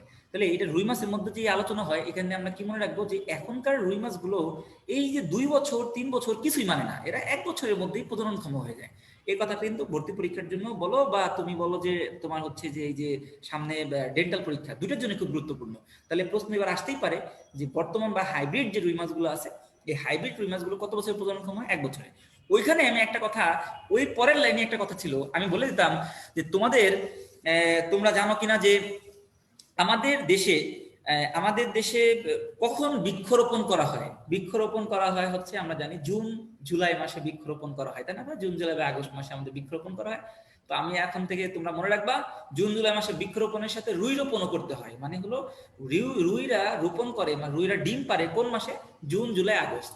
তুমি দেখো, তার মানে একসাথে 2টা প্রশ্ন তুমি মনে রাখতে বলতাম আমার স্টুডেন্টদের, যে জুন জুলাই আগস্টে যেমন বৃক্ষরোপণ হয়, জুন জুলাই আগস্টে রুই মাছ তার রুই রোপণ করে, মানে রুই মাছ কি করবে যে তোমার হচ্ছে যে ডিম ছাড়ে ওই সময়, ঠিক আছে, কাহিনী শেষ, পড়া শেষ। এবার দেখো, রুই মাছের আইসের বৃদ্ধি ঘটে কখন? আমি একসাথে তুমি 2টা জিনিস মনে রাখবা, রুই মাছ আর হাইড্রা। আমি বলতাম রুই মাছ বা হাইড্রার ক্ষেত্রে আমি বলতাম এইভাবে, খেয়াল করে দেখো, তোমার অনেক প্রশ্ন হয়ে যাবে। আমি বলতাম বতে বসন্ত, বতে বৃদ্ধি, আর মতে বসন্ত বতে বৃদ্ধি, মানুষের বেশি বৃদ্ধি হলে কি হয়? বতে বাচ্চা হয়। দেখবা হাইডার ওখানে লেখা আছে বতে বসন্তকালে বসন্তকালে বৃদ্ধি ঘটে, এবং লেখা আছে যে হাইডার ওখানে যে বসন্তকালে কি হবে? যে বাচ্চা হবে। তুমি মনে রাখবা এখানে আছে বতে বসন্ত বতে বৃদ্ধি, সে আইসের বৃদ্ধি হোক আর যারই বৃদ্ধি হোক, তার মানে তুমি বুঝতে পারতেছো অ্যান্সার কিন্তু খুবই সহজ, ঠিক আছে। মেডিকোতে পড়ে অ্যাটলিস্ট তুমি বসন্তকাল নিয়ে প্রশ্ন আসলে এটা ভুলে যাওয়ার কথা না, ঠিক আছে। তাহলে একদম বতে বসন্ত বতে বৃদ্ধি, বতে বেশি বৃদ্ধি হলে মানুষের বতে বাচ্চা হয়, কাহিনী শেষ, মানে শিশু হবে। এবার দেখো 20 নম্বর প্রশ্ন, রুই মাছের হৃৎপিণ্ডকে কি নামে অভিহিত করা হয়? রুই মাছের হৃৎপিণ্ডের মধ্যে শিরা হৃৎপিণ্ড বলে, এটা আমরা জানি, কারণ এখানে কার্বন ডাইঅক্সাইড যুক্ত রক্ত প্রবেশ করে, তাই রুই মাছের হৃৎপিণ্ডকে আমরা বলি শিরা হৃৎপিণ্ড, ঠিক আছে। এই প্রশ্নটার অ্যান্সার সবাই জানার কথা, রুই মাছ কত ডিগ্রি সেলসিয়াস তাপমাত্রার নিচে বাঁচে না? আমি বলি যে অ্যান্টার্কটিকা মহাদেশে আর যাই হোক রুই মাছের চাষ করা যাবে না, কারণ এখানে 14 ডিগ্রি সেলসিয়াস তাপমাত্রার নিচে রুই মাছ বাঁচে না। এই কথা তোমার মনে থাকলে তুমি মনে রাখবে। শীতকালে রুই মাছ চাষ করতে যে অবশ্য পঞ্চগড় বা যারা রংপুরে আছো, তাদের এখানে এখন শীতকালে রুই মাছ চাষ করাটা একটু টাফ, কিন্তু পানির মধ্যে হচ্ছে আসলে আমরা উপরে যেরকম টেম্পারেচারটা কমে যায়, পানির মধ্যে কিন্তু হুট করে এইভাবে টেম্পারেচার কমে না। এই জন্য কিন্তু তোমাদের রুই মাছগুলো এখনো বেঁচে আছে, যে পঞ্চগড় রংপুর যারা আছে তাদের ক্ষেত্রে। কিন্তু অ্যাকচুয়ালি এই তোমার 14 ডিগ্রি সেলসিয়াস তাপমাত্রার নিচে কিন্তু অ্যাকচুয়ালি রুই মাছ কিন্তু বাঁচতে পারে না, ঠিক আছে। তাহলে অ্যান্টার্কটিকা মহাদেশে ওইখানে পানি বরফ হয়ে যায়, ওইখানে তোমার কোনো ঘটনাই ঘটা সম্ভব না। রুই মাছ অ্যাটলিস্ট অ্যান্টার্কটিকা মহাদেশের মানুষ রুই মাছ খাইতে পারে না, তুমি এটা কনফার্ম যে ওরা রুই মাছ খাইতে গেলে বাংলাদেশ থেকে ওদের আমদানি করে অ্যান্টার্কটিকা মহাদেশ থেকে মানুষের রুই মাছ খাইতে হয়, ঠিক আছে। এইদিকে চিন্তা করে তুমি শান্তি থাকতে পারবো। আজকে মনে করো যে এরপর থেকে তুমি যতবার রুই মাছ খাবা, এই মনের শান্তি নিয়ে খাওয়া, যে অ্যান্টার্কটিকা মহাদেশের মানুষ চাইলেও এই রুই মাছ খাইতে পারে না, বুঝছো? ওকে, ওখানে অবশ্য মানুষ থাকে খুব কম, গরু ছাগল প্রাণী সব থাকে বেশি, ঠিক আছে। এবার আসো, পরিপাক ও শোষণ এই অধ্যায় থেকে খুবই খুবই গুরুত্বপূর্ণ, এবং আমরা জানি যে খুব বেশি প্রশ্ন আসে। এটা আমাদের কি প্রশ্ন আসে আমি একটু তোমাদের দেখাচ্ছি। রিসেন্টলি ডেন্টালরা শুরু করে দিয়েছে, মেডিকেলরাও এই ব্যাপারটা নিয়ে আগাচ্ছে। দন্ত সংকেত নিয়ে ব্যাপক প্রশ্ন আসে, দন্ত সংকেত নিয়ে ব্যাপক প্রশ্ন আসে। আর কি প্রশ্ন আসে খেয়াল করে দেখে আমি চলে আসি। তাহলে আমি তোমাকে বললাম হচ্ছে দেখো মুখগহ্বরে খাদ্য পরিপাক হয়, এখান থেকে যদি কি প্রশ্ন আসছে, কোন খাদ্যমণ্ডকে মানবদেহের নাসাছিদ্রের পথে প্রবেশ করতে বাধা দেয়? কোমল তালু। দেখবা তোমাদের যান্ত্রিক যে তোমার পরিপাক আছে তার মধ্যে একটা কথাবার্তা লেখা আছে, ওখানে আছে সফট প্যালেট, সফট প্যালেট আর হচ্ছে হার্ড প্যালেট। এই হার্ড প্যালেট এবং সফট প্যালেটের কাজ কি তোমাকে কিন্তু একটু পড়তে হবে। তার মানে ওখানের মধ্যে লেখা আছে, ওইখানে স্পষ্ট লেখা আছে আজমল স্যারের বইতে, কোমল তালু, কোমল তালু খাদ্যকে ব্যাকওয়ার্ড, যে আমরা নাসা গহ্বরে চলে যেত, এই নাসা ছিদ্রে বা গহ্বরে প্রবেশ করতে নিষেধ করে। ঠিক আছে, এবার পরে যে প্রশ্নটা শুরু হলো সেটা হচ্ছে দন্ত সংকেত নিয়ে। এই যে দন্ত সংকেত, কোনটি মোলার দাঁতের কাজ? একজন 6 বছরের বালিকার দাঁতের সংকেত কত? এই দুটি প্রশ্ন আমাদের কার বইতে পাবো? এই যে আমরা এই দুটি প্রশ্ন আমরা মাজেদা ম্যাডামের বইতে সরাসরি পাবো। মাজেদা ম্যাডাম এই প্রশ্নগুলো করে বিখ্যাত হয়ে গেছে, এরপর থেকে আমরা মাজেদা ম্যাডাম পড়ানো শুরু করলাম। তবে আগেও আমাদের সিলেবাসের মধ্যে ছিল, আলিম স্যারের বই থেকে তখন প্রশ্নগুলো ছিল, অথবা আমাদের যে এক সময় ছিল হচ্ছে নাসিম বানু, তারপরে নূরে পারভিন, নূরে পারভিনের বইতেও এটা ছিল। তার মানে এই মাজেদা ম্যাডাম এবং নূরে পারভিনের বই থেকে তুমি চাইলে এই প্রশ্নগুলো, আমরা তো আমাদের কিন্তু এই যে কম্পিউটার বুকের মধ্যে আছে। এই যে তোমাদের ক্লাস 10-এর উদ্দেশ্যটা কি জানো ভাইয়া, যে আমাদের অন্যান্য বই থেকে কতটা প্রশ্ন আসে সেটা তুমি জানো, অ্যাটলিস্ট ওই অধ্যায়গুলো তুমি একটু বেশি করে পড়বা, যেমন পরিপাক, রক্ত, তারপর তুমি দেখবা যে হচ্ছে আমাদের কঙ্কালতন্ত্র, এই অধ্যায়গুলো তুমি একটু কিন্তু এক্সট্রা ইনফরমেশন গুলো পড়ে যেতেই হবে। পরিপাক, রক্ত 100%, এখান থেকে অন্যান্য লেখকের বই থেকেও কিন্তু প্রশ্ন আসে। তাহলে পরিপাক এবং রক্ত অন্যান্য লেখকের বই পড়তে হবে, এটা বুঝতে হবে। আসলে দাঁতের সংকেতটাও তোমরা সবাই জানো, আমিও জানি, সেটা হচ্ছে যে I2, তারপর হচ্ছে C1, P2, M3, এটা না? আচ্ছা, এটা আমরা জানি। এখানে 8টা দাঁত আছে আর 4 32, আমরা জানি হচ্ছে এটা আসলে মূলত একটা পার্টির এক সাইডে প্রকাশ করে। আচ্ছা, তার মানে এটা হলো 8টা, এই পাশে 8টা, এই পাশে 8টা, এই পাশে 8টা, মোট হচ্ছে কতটা? 32টা। ওকে, তাহলে এটা নিয়ে কোনো প্রবলেম নাই। কিন্তু ওইখানে বইতে লেখা আছে যে দুধ দাঁত যাদের থাকে, অর্থাৎ বাচ্চাকালে 6 বছরের নিচে বা 6 বছর বয়সী যাদের বাচ্চা আছে, এই বাচ্চাগুলোর প্রিমোলার দাঁতগুলো থাকে না। প্রিমোলার না থাকা মানে কি? এটা প্রিমোলার 0, আর মোলার দাঁত থাকবে হচ্ছে কয়টা? একটা কম থাকে, মানে 2টা। এই মোলার দাঁত যে একটা কম, অনেকে তোমাদের মধ্যেও আছে দেখবা, যাদের তোমার হচ্ছে ওই যে আক্কেল দাঁত, আক্কেল দাঁত নামে একটা দাঁত আছে না, যে ঠিক আছে, এই আক্কেল দাঁতটা তোমার হচ্ছে ধরো যাদের নাই, তাদের কিন্তু এই একটা মোলার দাঁত এখনো কম আছে। ঠিক আছে না? তাহলে আমরা এটা একটা বিষয়। এরপরে আসো যে পরের কোশ্চেন আসি, 4 নম্বর কোশ্চেন কি আছে? একজন পূর্ণবয়স্ক মানুষের চেয়ালে মোলার দাঁতের সংখ্যা কয়টি? মোলার দাঁতের সংখ্যা চেয়ালে কয়টি থাকবে? আচ্ছা, একটা মোলার দাঁতের সংখ্যা এক চেয়ালে, নিচের চেয়ালে বলতেছে, তার মানে নিচের চেয়ালে, একটা চেয়ালে আমরা জানি ধরো নিচের চেয়ালে এখানে থাকবে 3টা, এখানে থাকবে 3টা, মোট 3 আর 3 কয়টা হবে? 6টা থাকবে। এই প্রশ্ন তুমি ইজিলি পারবা। ঠিক আছে, এটা ডেন্টালের প্রশ্ন আসে। ডেন্টালে আসলে ডেন্টালে পরীক্ষায় প্রশ্ন, মানে পরীক্ষা দিতে যাচ্ছ আর তুমি দাঁতের সংকেত নিয়ে পড়াশোনা করে নাই, তাহলে তোমার মতো বোকা আর কেউ নাই। তুমি মনে করো যে পরিপাকতন্ত্রে এসে দাঁতের সংকেত নিয়ে না পড়ে ডেন্টালে পরীক্ষা দিতে যাচ্ছ, তাহলে তোমার কি চিন্তা করতে হবে না যে এখানে তোমার কিছু চিন্তা ভাবনার ভুল আছে, যে তুমি ডেন্টালে পরীক্ষা দিতে গেলে অবশ্যই দাঁতের সংকেত থেকে প্রশ্ন আসতেই পারে, এবং রিসেন্টলি কিন্তু অনেক প্রশ্ন আসতেছে দাঁতের সংকেত থেকে। ঠিক আছে, ওকে, খেয়াল করে দেখো পরের নম্বর, প্রাপ্তবয়স্ক মানুষের নিচের চেয়ালে দন্তকুঠুরির সংখ্যা কতটি? ভাই, উপরের চেয়ালেও 16টি, নিচের চেয়ালেও 16টি। এই যে ডেন্টালের প্রশ্ন, খেয়াল করে দেখছো? তাহলে পারবা, দাঁতের সম্পর্কে পড়ে তারপর তুমি কিন্তু ডেন্টালের পরীক্ষায় অংশগ্রহণ করবা।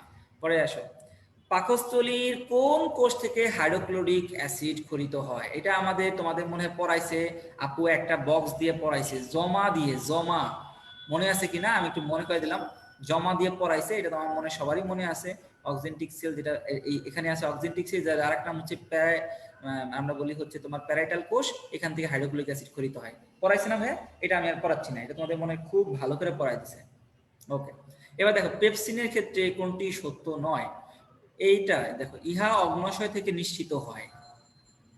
পেপসিন তো অগ্নাশয় থেকে নিশ্চিত হয় না, এটা পাকস্থলী থেকে নিশ্চিত হয়। এটা আমিষ পরিপাক করে এবং পরিপাকের জন্য ইহা অম্লীয় পরিবেশ সৃষ্টি করে, এগুলো আমরা জানি। পাকস্থলী পরিবেশটাই অম্লীয় পরিবেশ। এরপরে আমরা যখন আসি ডিউডেনামের মধ্যে এসে ওইখানে পিত্তরস এসে, তখন পিত্তরসটা ওই পরিবেশটা চেঞ্জ করে দেয়, অম্লীয় থেকে কি করে দেয়? ক্ষারীয় পরিবেশে হয়ে যায়। তাহলে এটা আমরা তো জানি, তাই না? এটা পড়াটা নতুন কিছু নেই, মজা দিয়ে মনে রাখছিলাম। ঠিক আছে, 8 নম্বর কোশ্চেন হচ্ছে নিচের কোন কোষ থেকে হাইড্রোক্লোরিক অ্যাসিড তৈরি হয়? এই যে তুমি একটা জিনিস, আরেকটা জিনিস তোমাকে প্রশ্ন সলভ করার সময় আমি আরেকটা টিপস তোমাকে বলে দেবো, সেটা কি টিপস? যেখানে দেখিবে যে মেডিকেলে ভর্তি পরীক্ষার প্রশ্ন আসে, সেখানে দেখবা ওই টপিকটা ডেন্টালে ঘুরে পরের বছর বা এতে আসে। শুধুমাত্র এই জায়গাটা দেখবা একটু ব্যতিক্রম, সেখানে আগে ডেন্টালে পরীক্ষার প্রশ্ন আসছে এবং এর পরে মেডিকেলের প্রশ্ন আসছে। এই জন্য আমি তোমাকে কিন্তু কয়েকটা টপিক্সে ডেন্টালের প্রশ্ন দেখা দেখা বলছি যে হয়তোবা পরের বছর এর পাশের প্রশ্নটা আসতে পারে। এই কথা তোমাদের মনে আছে কিনা আমি কিন্তু অনেক আলোচনা করে ফেলছি। তাহলে এই ব্যাপারটা অর্থাৎ ডেন্টাল এবং মেডিকেলে কিছু কোশ্চেন এখন রিপিট হচ্ছে, এটা একটা সুখবর। ঠিক আছে, আচ্ছা এবার আসো 9 নম্বর কোশ্চেন কি আছে, মানবদেহের কোন অঙ্গ ফিব্রিনোজেন থাকে? মানবদেহের কোন অঙ্গে ফিব্রিনোজেন থাকে, এটা তুমি দেখবা যে আলিম স্যারের বইতে আছে। এটা আলিম স্যারের বই থেকে প্রশ্ন করা হয়েছে সরাসরি। তার মানে আমরা বুঝতে পারতেছি যে ভাই এটা আলিম স্যারের প্রশ্ন থেকে আসছে। তার মানে বুঝতে পারতেছি আমরা হচ্ছে যে এই ধরনের প্রশ্ন আমাদের পড়তে হবে আলিম স্যারের বই থেকে। আচ্ছা 1 মিনিট আমি একটু পানি খেয়ে নিই।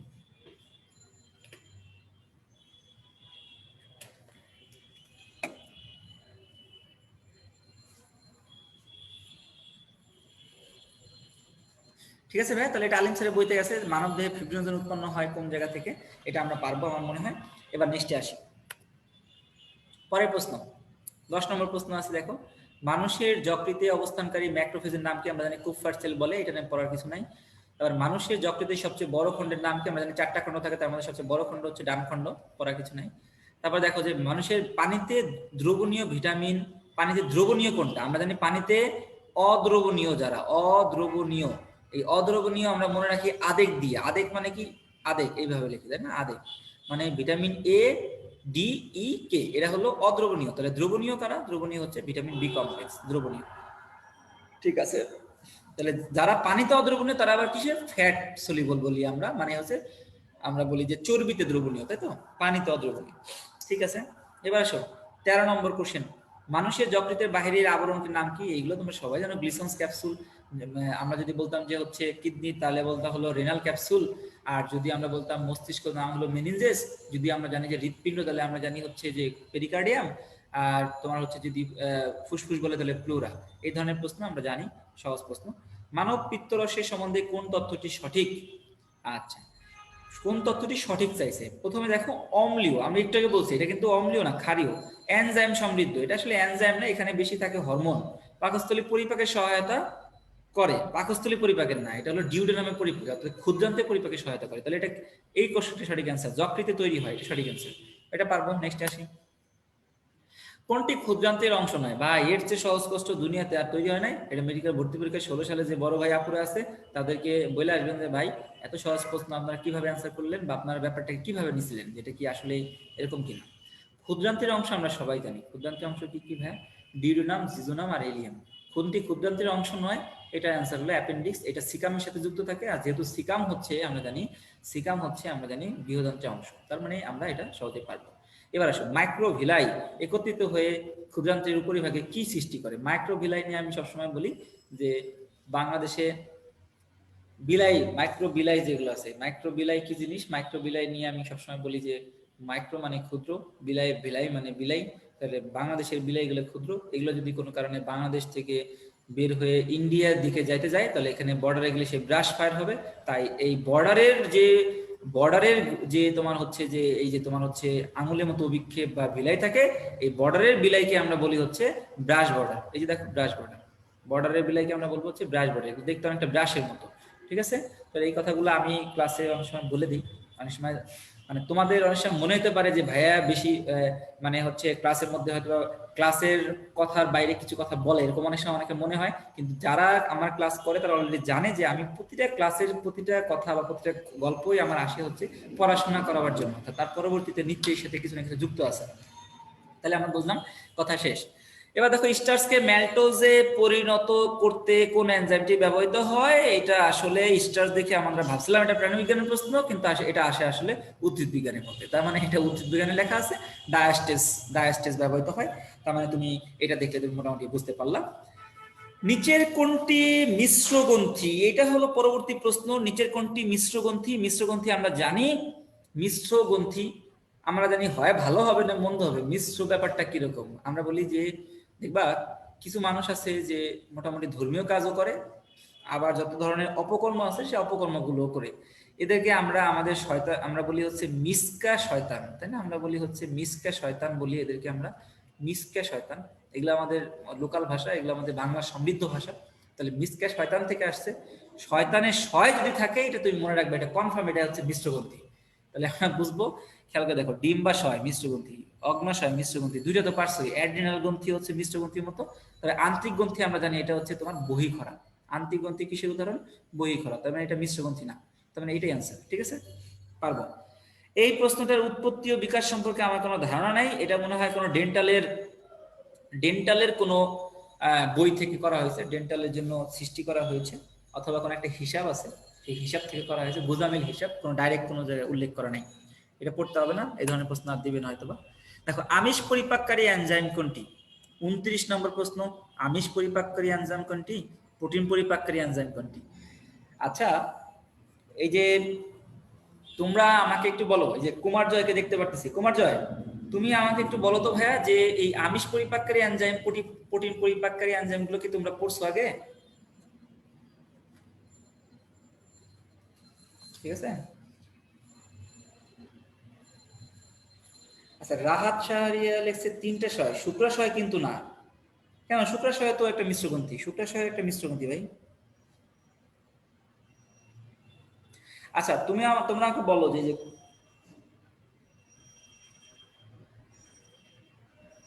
আচ্ছা আচ্ছা, কুমার জয় বলছে যে ভাই এটা আমরা হচ্ছে পড়ছি। ঠিক আছে, তাহলে তুমি দেখো যে আমিষ পরিপাককারী এনজাইম কোনটি, এটা তোমরা পড়ছো মনে হয়। তাহলে আমি পড়াইলাম না, নাকি আমি একবার একটু মনে করে দেবো? কি বলো?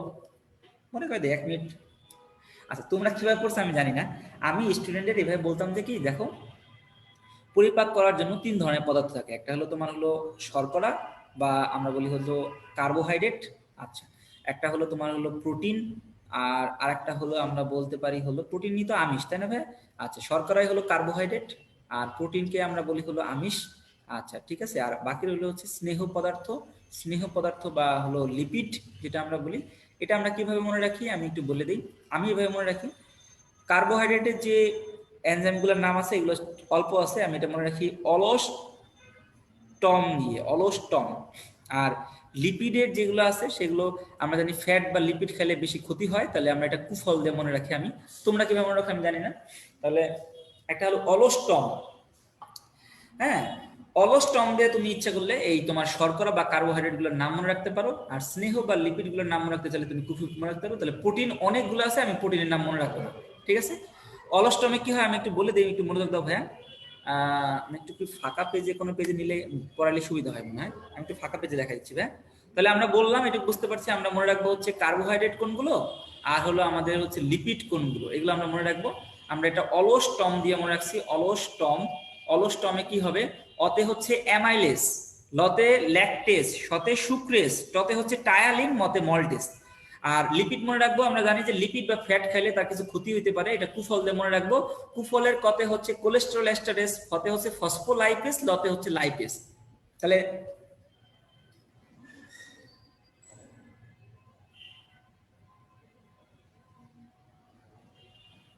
তোমরা কি এটা পড়ছো আগে ভাই এইভাবে, না কিভাবে পড়ছো আমাকে একটু বলো তো।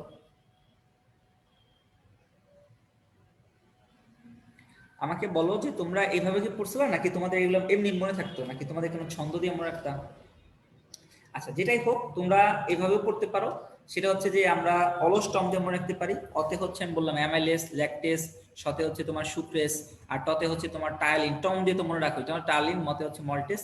কুফলে আমরা কি মনে রাখবো? কুফলে হচ্ছে তোমার কোলেস্ট্রল এস্টারেস, ফতে ফসফোলাইটেস, আর হচ্ছে তোমার হচ্ছে যে এটা আমরা মনে রাখলাম যে হচ্ছে লতে হবে কি হবে, লাইপেস। এবার আমরা অপশনগুলো মিলাই দেখি।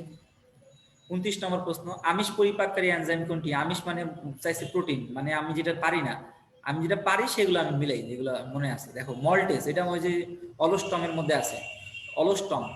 আর হচ্ছে তারপরে দেখো সুক্রেস, এটা অলস্টমের মধ্যে আছে। লাইপেস, এটা তোমার কুফলের মধ্যে আছে, কুফলের লতে লাইপেস। তাহলে টিপসিনি একমাত্র আমরা যেটা পাইতেছি। প্রোটিন পরিপাককারী এনজাইম নয় কোনটি? প্রোটিন পরিপাককারী এনজাইম নয় কোনটি চাইছে, তার মানে আমরা যেটা জানবো শুধু সেটাই অ্যান্সার। মানে আমরা প্রশ্ন অলস্টমের অতে কি হবে, অ্যামাইলেস, এই সেটাই অ্যান্সার। আর এই যে অ্যামাইনো পেপটাইডেস, টিপসিন, কাইমোটিপসিন মনে রাখার দরকার নেই। তুমি শুধু মনে রাখবে অলস্টম আর হচ্ছে তোমার লিপিড বা ফ্যাট খেলে এটা ক্ষতি হয়, মানে হচ্ছে তোমার কুফল আছে, সেই কুফলটা মনে রাখলাম। আচ্ছা, বিএমআই যে ব্যাপারটা আছে, বিএমআই কে আমরা কি বলি ভাইয়া? বিএমআই কে আমরা বলি হচ্ছে বডি মাস ইন্ডেক্স। এটা কত থেকে কত হলে ভালো হয়? আমাদের স্বাভাবিক হচ্ছে, আমরা জানি হচ্ছে 18.5 থেকে 24.9 পর্যন্ত স্বাভাবিক। যদি কারো বিএমআই 18.5-এর নিচে হয়, তাহলে সে টেলিসামাদের মতো হয়ে যাবে, অর্থাৎ সে একটু চিকন হয়ে যাবে, অনেক চিকন হয়ে যাবে। আর যদি সে 18.5-এর থেকে 24.9-এর মধ্যে হয়, তাহলে সে ভালো। যদিও রিসেন্টলি তোমরা যখন ডাক্তার হবা, তোমার জানবা যে ডাক্তাররা বলে যে বাংলাদেশের পরিপ্রেক্ষিতে ভাই এই 24 পর্যন্ত যাওয়ার দরকার নেই, 18.5 থেকে 23 পর্যন্ত হইলেই তুমি তাকে ওয়ার্নিং দিয়ে দাও, ভাই তোমার কিন্তু খবর আছে। এবার আসো, এটা হলো তোমার হচ্ছে ওজন গাল্য। এবার যদি কারো ওজন হয় 25 থেকে তোমার 29.9, তাহলে তাকে আমরা বলবো ওভারওয়েট বা অতিরিক্ত ওজন। তাকে কিন্তু আমরা মোটা বলতে পারবো না, স্থূল বলতে পারবো না। হ্যাঁ, এবার দেখো কারো যদি 30 থেকে 34.9 পর্যন্ত হয়, তাকে এবার প্রথম শ্রেণীর সে মোটা। কেউ যদি 35 থেকে তোমার 39.9 হয়, তাহলে সে দ্বিতীয় শ্রেণীর মোটা। আর কেউ যদি 40-এর বেশি হয়, তাহলে সে তার কোনো শ্রেণী নাই, সে তৃতীয় শ্রেণী, বা সে হচ্ছে গ্রিনিস বুকে নাম লেখাবার যোগ্য, তাহলে সে হলো গ্রিনিস শ্রেণীর মোটা।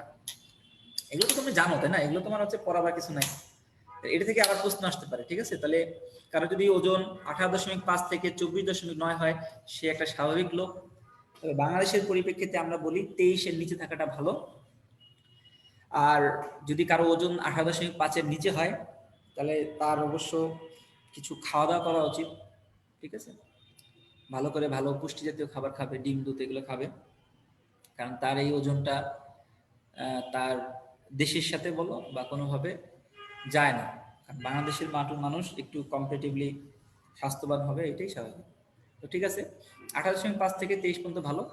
যদি কারো যদি 25-এর উপরে যায়, তাহলে সে একটু ওভারওয়েট, তাকে আমরা মোটা বলতে পারবো না, কিন্তু তারে মোটা বললে কিন্তু সে মাইন্ড করতে পারে, কারণ সে কিন্তু, তাকে মোটা বলার অধিকার তোমাকে কিন্তু আমাদের যে চার্ট আছে, চার্ট বা বিএমআই যে ইন্টারন্যাশনাল যে প্রসেস আছে, সেখানে তোমাকে বলতে পারো না। অর্থাৎ কারো বিএমআই যদি 25 থেকে 29.9 হয়, আর তার যদি তুমি মোটা বলো, তাহলে তোমার জ্ঞানের স্বল্পতা, আর সে যদি চায় তোমাকে কিন্তু আঘাত করতে পারে, কারণ সে কিন্তু আসলে মোটা না, তাকে বলতে হবে ওভারওয়েট, তার ওজন একটু বেড়ে গেছে, এই যা।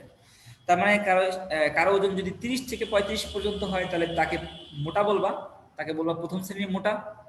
কারো ওজন যদি 35 থেকে 40 হয়, তারে বলবা দ্বিতীয় শ্রেণীর মোটা।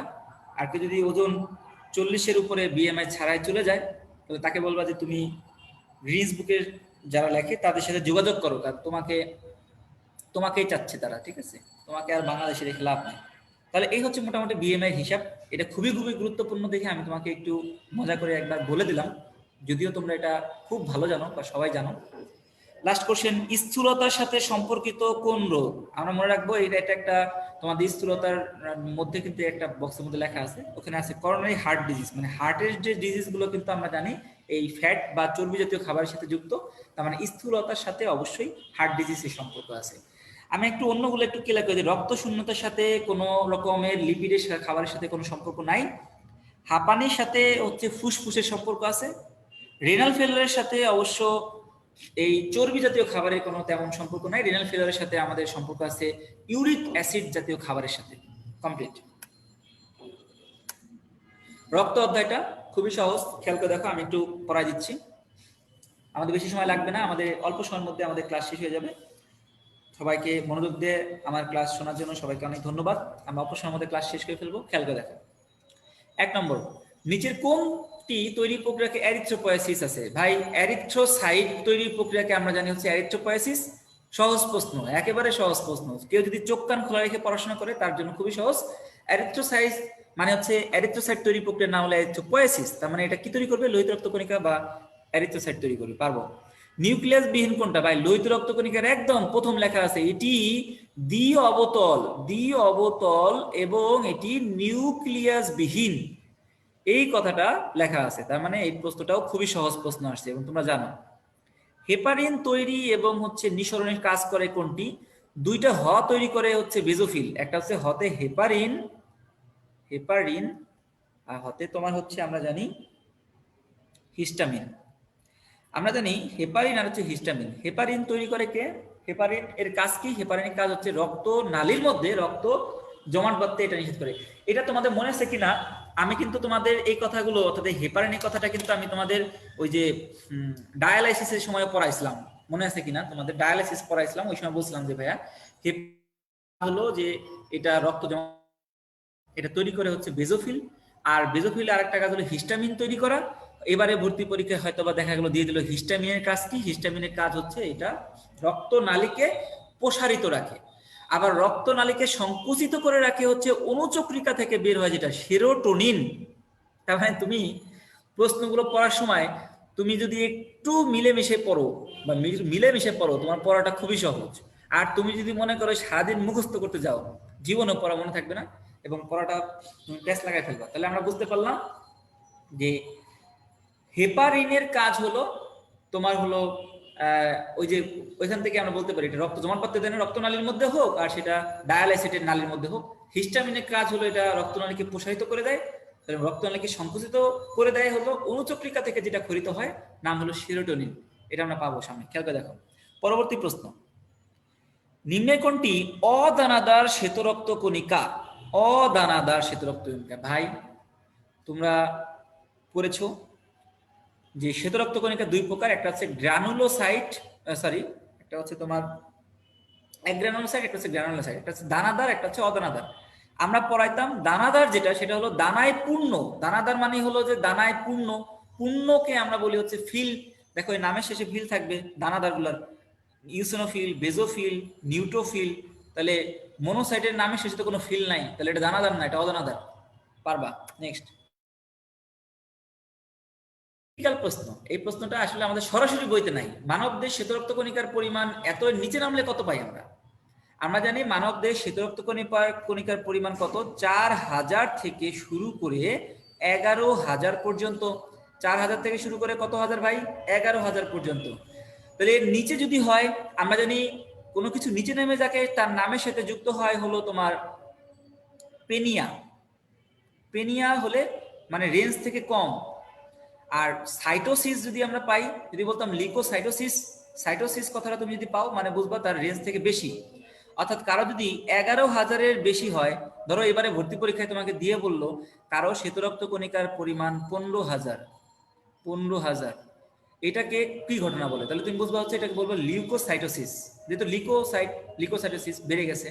যদি এবার প্রশ্ন করলো আগামী বছর ভর্তি পরীক্ষায় যে 3000-এর মতো যদি কারো শ্বেতরক্ত কণিকা হয়, তাহলে তুমি তাকে কি বলবা? তাহলে অ্যান্সার হবে লিউকোপেনিয়া। তাহলে পেনিয়া মানে কম, সাইটোসিস মানে হচ্ছে বেশি। এই কথাটা তোমার যদি মাথায় থাকে তাহলে তুমি হচ্ছে সহজে অ্যান্সার করতে পারবা। ওকে, এবার আসো পরের প্রশ্ন। অলরেডি সলভ, এবং আমরা দেখছি যে মেডিকেলের প্রশ্ন দিছে দেখে এটা তোমার হচ্ছে ডেন্টাল আলারও প্রশ্ন দিছে। অ্যাগ্রানুলোসাইট মানে হচ্ছে অদানাদার, দানায় পূর্ণ না। দেখো এটা পুরো দানায় পূর্ণ, পুরো অপশন সহ মিলাই দিছে। আগের বারে মেডিকেলে দিছে মনোসাইট্রেটে ডিতে, আর এরা শুধু মনোসাইট্রেটে উঠায় বিতে উঠে দিছে। এতটা কষ্ট করছে তোমাদের হচ্ছে ডেন্টালের যে টিচাররা আছে তারা এই কষ্টটা করছে, আমাকে স্বীকার করতেই হবে যে যারা ডেন্টালে আছেন বা টিচাররা প্রশ্ন করছেন তারা অনেক কষ্ট করে প্রশ্নটা করছে, যে তারা এই বেজোফিলকে, মেডিকেলের প্রশ্ন ছিল মনোসাইটটা ছিল হচ্ছে তোমার ডিতে, কিন্তু তারা কষ্ট করে বিতে উঠাই দিছে। এটা খুব গুরুত্বপূর্ণ একটা কাজ করছে। তার মানে তোমার জন্য সুবিধা, তুমি কিভাবে সুবিধা পাইতেছো? তুমি মেডিকেলের প্রশ্ন সলভ করে গেলে ওইখানে হুবহু কিন্তু কিছু প্রশ্ন তুমি কমন পেয়ে যাবা, এটা তোমার বেনিফিট। এবার আসো নিচের দিকে। 7 নম্বর কোশ্চেন, সেটা কি আসছে? নিচের কোনটি রক্তনালীর সংকোচন ঘটায়? ওই যে কথাটা বলে দিয়েছিলাম ভাই, প্রসারণ ঘটায় কে? হিস্টামিন। সংকোচন ঘটায় কে? সেরোটোনিন। কোথা থেকে খরিত হবে? অনুচক্রিকা থেকে। এই যে দেখো ভাই, এই যে সেরোটোনিন। কোন সন্দেহ? কই শক? এবার 8 নম্বর কোশ্চেন, নিচের কোনটি রক্ত জমাট বাঁধার মূল উপাদান? ভাই মূল উপাদানগুলো আমরা কিভাবে পড়ি? আমি লিখে পড়াইতে দিয়েছিলাম, এই যে পেশ করতেছি, এই যেখানে রক্ত উপাদানের প্রধান বা মূল উপাদান, মূল উপাদান হলো আমরা জানি 4টি। এটা আমরা মনে রাখি কি দিয়ে? ফুল পরে টুপ করে, ফুল পরে টুপ করে দিয়ে আমরা মূল উপাদানগুলো মনে রাখি। ফুলে কি হবে? ফাইব্রিনোজেন, পরে প্রোথ্রম্বিন, তাতে হচ্ছে তোমার টিস্যু ফ্যাক্টর বা থ্রোম্বোপ্লাস্টিন, আর করেতে হচ্ছে আমরা জানি ক্যালসিয়াম। তাহলে ক্যালসিয়াম, থ্রোম্বোপ্লাস্টিন, আমরা বললাম হচ্ছে প্রোথ্রম্বিন, ফুলে হবে হচ্ছে ফাইব্রিনোজেন।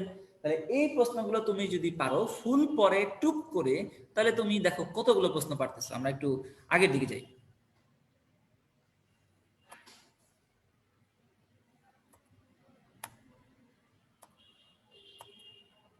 এই যে আমরা লাস্ট পর্যন্ত রক্ত জমাট বাঁধার মূল উপাদান নয় কোনটি, খেয়াল করে দেখো। ফুল পরে, ফুলে ফিব্রিনোজেন, পরে পথে প্রথমবিন, টুক করে কতে ক্যালসিয়াম, তাহলে অ্যালবুমিন হচ্ছে, এটা কি আমরা জানি হচ্ছে রক্ত জমাট বাঁধার মূল উপাদান নয়। এবার নেক্সট কোশ্চেন দেখি, আরো কোশ্চেন আসছে। 9 নম্বর কোশ্চেন আসছে আজমল স্যারের বইতে, ওই সময় যখন প্রশ্ন করছে তখন এটা আলিম স্যারের বইতে ছিল, আজমল স্যারের বইতে ছিল না, যে স্বাভাবিক রক্তক্ষরণ করার কাল কত, 1 থেকে 4 মিনিট। বাট বর্তমানে আজমল স্যার আবার কি করছে দেখছি, ভর্তি পরীক্ষার প্রশ্ন আসছে। আজমল স্যার কিন্তু আমার কাছে খুব এদিক দিয়ে খুব ভালো লাগে, উনি মনে করে যে যখন দেখে যে ভর্তি পরীক্ষা এখান থেকে প্রশ্ন চলে আসছে পরে পরে মানে এখানে অ্যাড, তাহলে আমার পরবর্তী প্রজন্ম যারা আসে, অর্থাৎ পরবর্তী ছেলেপিলে যারা আসে, তারা ভাবে যে আরে প্রশ্ন তো সব আজমল স্যারের বই থেকে প্রশ্ন আসে। তবে এটা সত্যি কথা, যদি বলো আমাকে ভাই 18টা প্রশ্নের মধ্যে 17টা প্রশ্ন নেই কিন্তু হচ্ছে তোমার আজমল স্যারের বই থেকে হুবহু গ্রহণ করে, এটা সত্যি কথা। এটা আগে থেকে গ্রহণ করতো, আর এখন কেন জানি মনে হয় 18-র মধ্যে 18টাই বা 18-র মধ্যে 19টা প্রশ্নই মনে করো যে কম পড়ে যাবে হচ্ছে আজমল স্যারের বই থেকে। ঠিক আছে, তুমি মনে করো যে 18-র মধ্যে 19টা প্রশ্ন কিভাবে কম পড়ে, অনেকে বলতে পারে ভাই 18-র মধ্যে 19টা কোশ্চেন কম পড়ে হচ্ছে, ধরো তুমি ধরো এই আজমল স্যারের বই পড়ে তুমি মনে করো উদ্ভিদ বিজ্ঞানের 2টা প্রশ্ন অ্যান্সার করলে, তাহলে 18-র মধ্যে 20টা প্রশ্ন কম পড়ে গেল তুমি, এভাবে হইতে পারে। তাহলে আমরা চলো 10 নম্বর প্রশ্নটা একটু খেয়াল করে দেখি। এই প্রশ্নটা অলরেডি আমরা কিন্তু পড়ে ফেলেছি। 10 নম্বর কোশ্চেনটা কি ভাইয়া, মানুষের রক্ত জমাট বাঁধার মূল উপাদান নয় কোনটি, আমরা পড়ে ফেলছি ফুল পরে টুপ করে দিয়ে। 11 নম্বর প্রশ্ন দেখি, কোনটি মানব রক্ত জমার কাজে সহযোগিতা করে না, এটা হলো ফুল পরে টুপ করে দিয়ে। 12 নম্বর প্রশ্নটা দেখি, হৃৎপিণ্ডের কোনটি 3টি কাসপিড, বাইকাসপিড কপাটিকা কোথায় থাকে ভাই, বাইকাসপিড কপাটিকা থাকে আমরা জানি হচ্ছে যে বাম পাশের অ্যাক্টিয়াম এবং ভেন্ট্রিকলের মাঝখানে থাকে বাইকাসপিড। এই বাইকাসপিডের আরেক নাম হলো আমরা জানি মাইট্রাল ভালভ। তাহলে মাইট্রাল ভালভ কোথায় থাকবে, আমরা জানি যে আমরা যদি এটা হার্ট চিন্তা করি, হার্টের যে ভাগ করি, তাহলে এর যে লেফট অ্যাট্রিয়াম আর এটা হলো লেফট ভেন্ট্রিকল, এই লেফট ভেন্ট্রিকল এর মাঝখানে যেটা থাকে তার নাম বাইকাসপিড বা হচ্ছে আমাদের মাইটাল, এই পাশে থাকে ট্রাইকাসপিড কপাটিকা। ঠিক আছে ভাই, তো আমরা দেখো অ্যান্সার দেখি। এই যে বাম অ্যাট্রিওভেন্ট্রিকুলার কপাটিকা যেটা থাকে সেটাই আমরা জানি বাইকাসপিড বা আমরা আরেক নাম বলি মাইটাল ভালভ। এটা আমরা পারবো, এটা খুব গুরুত্বপূর্ণ একটা ভালভ। পরবর্তী দেখো, এই যে ম্যাথ দিছে, কে বলে বায়োলজিতে ম্যাথ নাই, আমি কিন্তু বায়োলজিতে ম্যাথ পড়াই দিছি তোমাদের। কিন্তু উদ্ভিদ বিজ্ঞানের প্রাণী বিজ্ঞান থেকে যদি তোমাদের ওই যে কি বলে বজ্র নিষ্কাশনের মধ্যে যদি কোনো ম্যাথ, কিন্তু আমি তোমাদের কতগুলো 3টে ম্যাথ করাইছি এখানে। ঠিক আছে, কমপ্লেন বুকের মধ্যে দেখবা তোমাদের আছে, তুলে দিছি। তাহলে আমরা বুঝলাম যে ম্যাথ কিন্তু আছে। কিরকম ম্যাথ খেয়াল করে দেখো, এই যে একটি হৃৎপিণ্ড প্রতি মিনিটে 80 বার হৃদস্পন্দন সম্পূর্ণ করে, তাহলে হৃদচক্রের স্থায়িত্ব কত। Very good. হৃদচক্র বলতে কি বুঝি আমরা, একবার হৃদস্পন্দন করতে কতবার সময় লাগে, সেটা হৃদচক্রের স্থায়িত্ব। তাহলে আমরা এখানে ঐকিক নিয়ে অঙ্ক করব। কিভাবে দেখো, যে 80 বার স্পন্দিত হয়, 80 বার স্পন্দিত হয় হচ্ছে 1 মিনিট বা 60 সেকেন্ডে। অতএব একবার হৃদস্পন্দন ঘটবে কত, 60 বাই হচ্ছে 80, 0 কে 0 কাটাকাটি করো, এটা কাটলে কত হবে 75.75। এবার ধরো ভর্তি পরীক্ষায় প্রশ্ন দিল, ভাবলো যে না ডেন্টাল দিছে 80 বার, না 80 বার দিল না, বললো যে একটি মানুষ প্রতি মিনিটে তোমার হলো 70 বার হৃদস্পন্দন সম্পূর্ণ করে, তাহলে তার হৃদচক্রের স্থায়িত্বকাল কত। তাহলে এরকম 70 বার সম্পন্ন করতে সময় লাগে 60 সেকেন্ড, অতএব একবার সম্পন্ন করতে সময় লাগে কত সেকেন্ড। তুমি অ্যান্সার কিন্তু বইতে সুন্দরভাবে জায়গায় আসতে পারবা। তাহলে ভাইয়া আমরা কিন্তু খুবই সুন্দর ম্যাথ করতে পারবো, আমরা মনে ম্যাথের ক্ষেত্রে তোমরা অনেক ভালো পারো। পরবর্তী প্রশ্ন 14 নম্বর, নিম্নে কোনটি পালমোনারি সংবহনের অংশ নয়। পালমোনারি সংবহন তন্ত্র আমরা জানি না কি কি নিয়ে গঠিত, দেখো পালমোনারি সংবহন তন্ত্র আমরা জানি, এটা ধরো হৃৎপিণ্ড হইলো, এই হৃৎপিণ্ড থেকে আর এটা ধরো ফুসফুস হইলো, তাহলে কি কি নিয়ে গঠিত, এটা হলো তোমার ডান ভেন্ট্রিকল থেকে শুরু হয়, একটা ফুসফুসে যায় এবং চলে আসে হলো বাম লেফট অ্যাট্রিয়াম, মানে হচ্ছে বাম কি তোমার অ্যাট্রিয়াম পর্যন্ত। তাহলে বাম পাশে যে লেফট অ্যাট্রিয়াম আছে, লেফট অ্যাট্রিয়ামে শেষ হয়। তাহলে কি কি অংশ হলো, লেফট অ্যাট্রিয়াম হবে, তারপর হচ্ছে রাইট ভেন্ট্রিকল হবে, ফুসফুস হবে। ঠিক আছে ভাই, এবার দেখো আমরা মিলে দেখি কোনটি পালমোনারি সংবহনের অংশ নয়। ফুসফুস, ঠিক আছে, এটা সংবহনের অংশ। ডান নিলয়, ঠিক আছে, ডান নিলয়, এই যে এটাকে আবার নিলয় বলে, ঠিক আছে আমরা জানি। এটাকে বলে বাম অলিন্দ, ঠিক আছে, অলিন্দ ভাইও আছে এখানে, বাম অলিন্দ। কিন্তু উনি বলছে মহাধমনী ভাই, তো এর মধ্যে না, মহাধমনী হচ্ছে এখান থেকে, অর্থাৎ আমরা যদি বলি সেটা হচ্ছে যে বাম নিলয়, এই নিলয় সাহেব থেকে বের হয়ে মহাধবনী সাহেব বের হয়ে নিচের দিকে রক্ত সরবরাহ করে, তাহলে এই বাম নিলয় সেও এই অংশ, বাম নিলয় সেও অংশ না, আর মহাধবনী সাহেব সেও এর অংশ হবে না। শেষ। 15 নম্বর কোশ্চেন, হৃৎপিণ্ডে অবস্থিত কোন সংযোগকারী কলা পেসমেকার হিসেবে কাজ করে? আমরা জানি এসএ নোটকে পেসমেকার বলে, এটা বোঝাবার কিছু নাই। এসএ নোট কোথায় অবস্থান করে দেখো, তার পরবর্তী প্রশ্ন আছে, এসএ নোট কোথায় অবস্থান করে, এই 17 নম্বর প্রশ্ন। এসএ নোট অবস্থান করে হচ্ছে ডান অলিন্দে। আমরা জানি ডান অলিন্দের মধ্যে কোথায় অবস্থান করে, সুপিরিয়র ভেনা কাভা এসে যেখানে মিলিত হয়েছে ওই জায়গাটা হচ্ছে এসএ নোট বা পেসমেকার অবস্থান করে।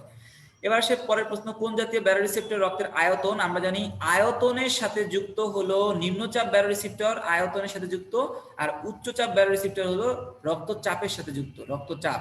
তাহলে উচ্চচাপ ব্যারোরিসেপ্টর রক্তচাপের সাথে যুক্ত, আর নিম্নচাপ ব্যারোরিসেপ্টর আমরা কিসের সাথে যুক্ত বলবো? আয়তনের সাথে যুক্ত। পাল্লা শেষ।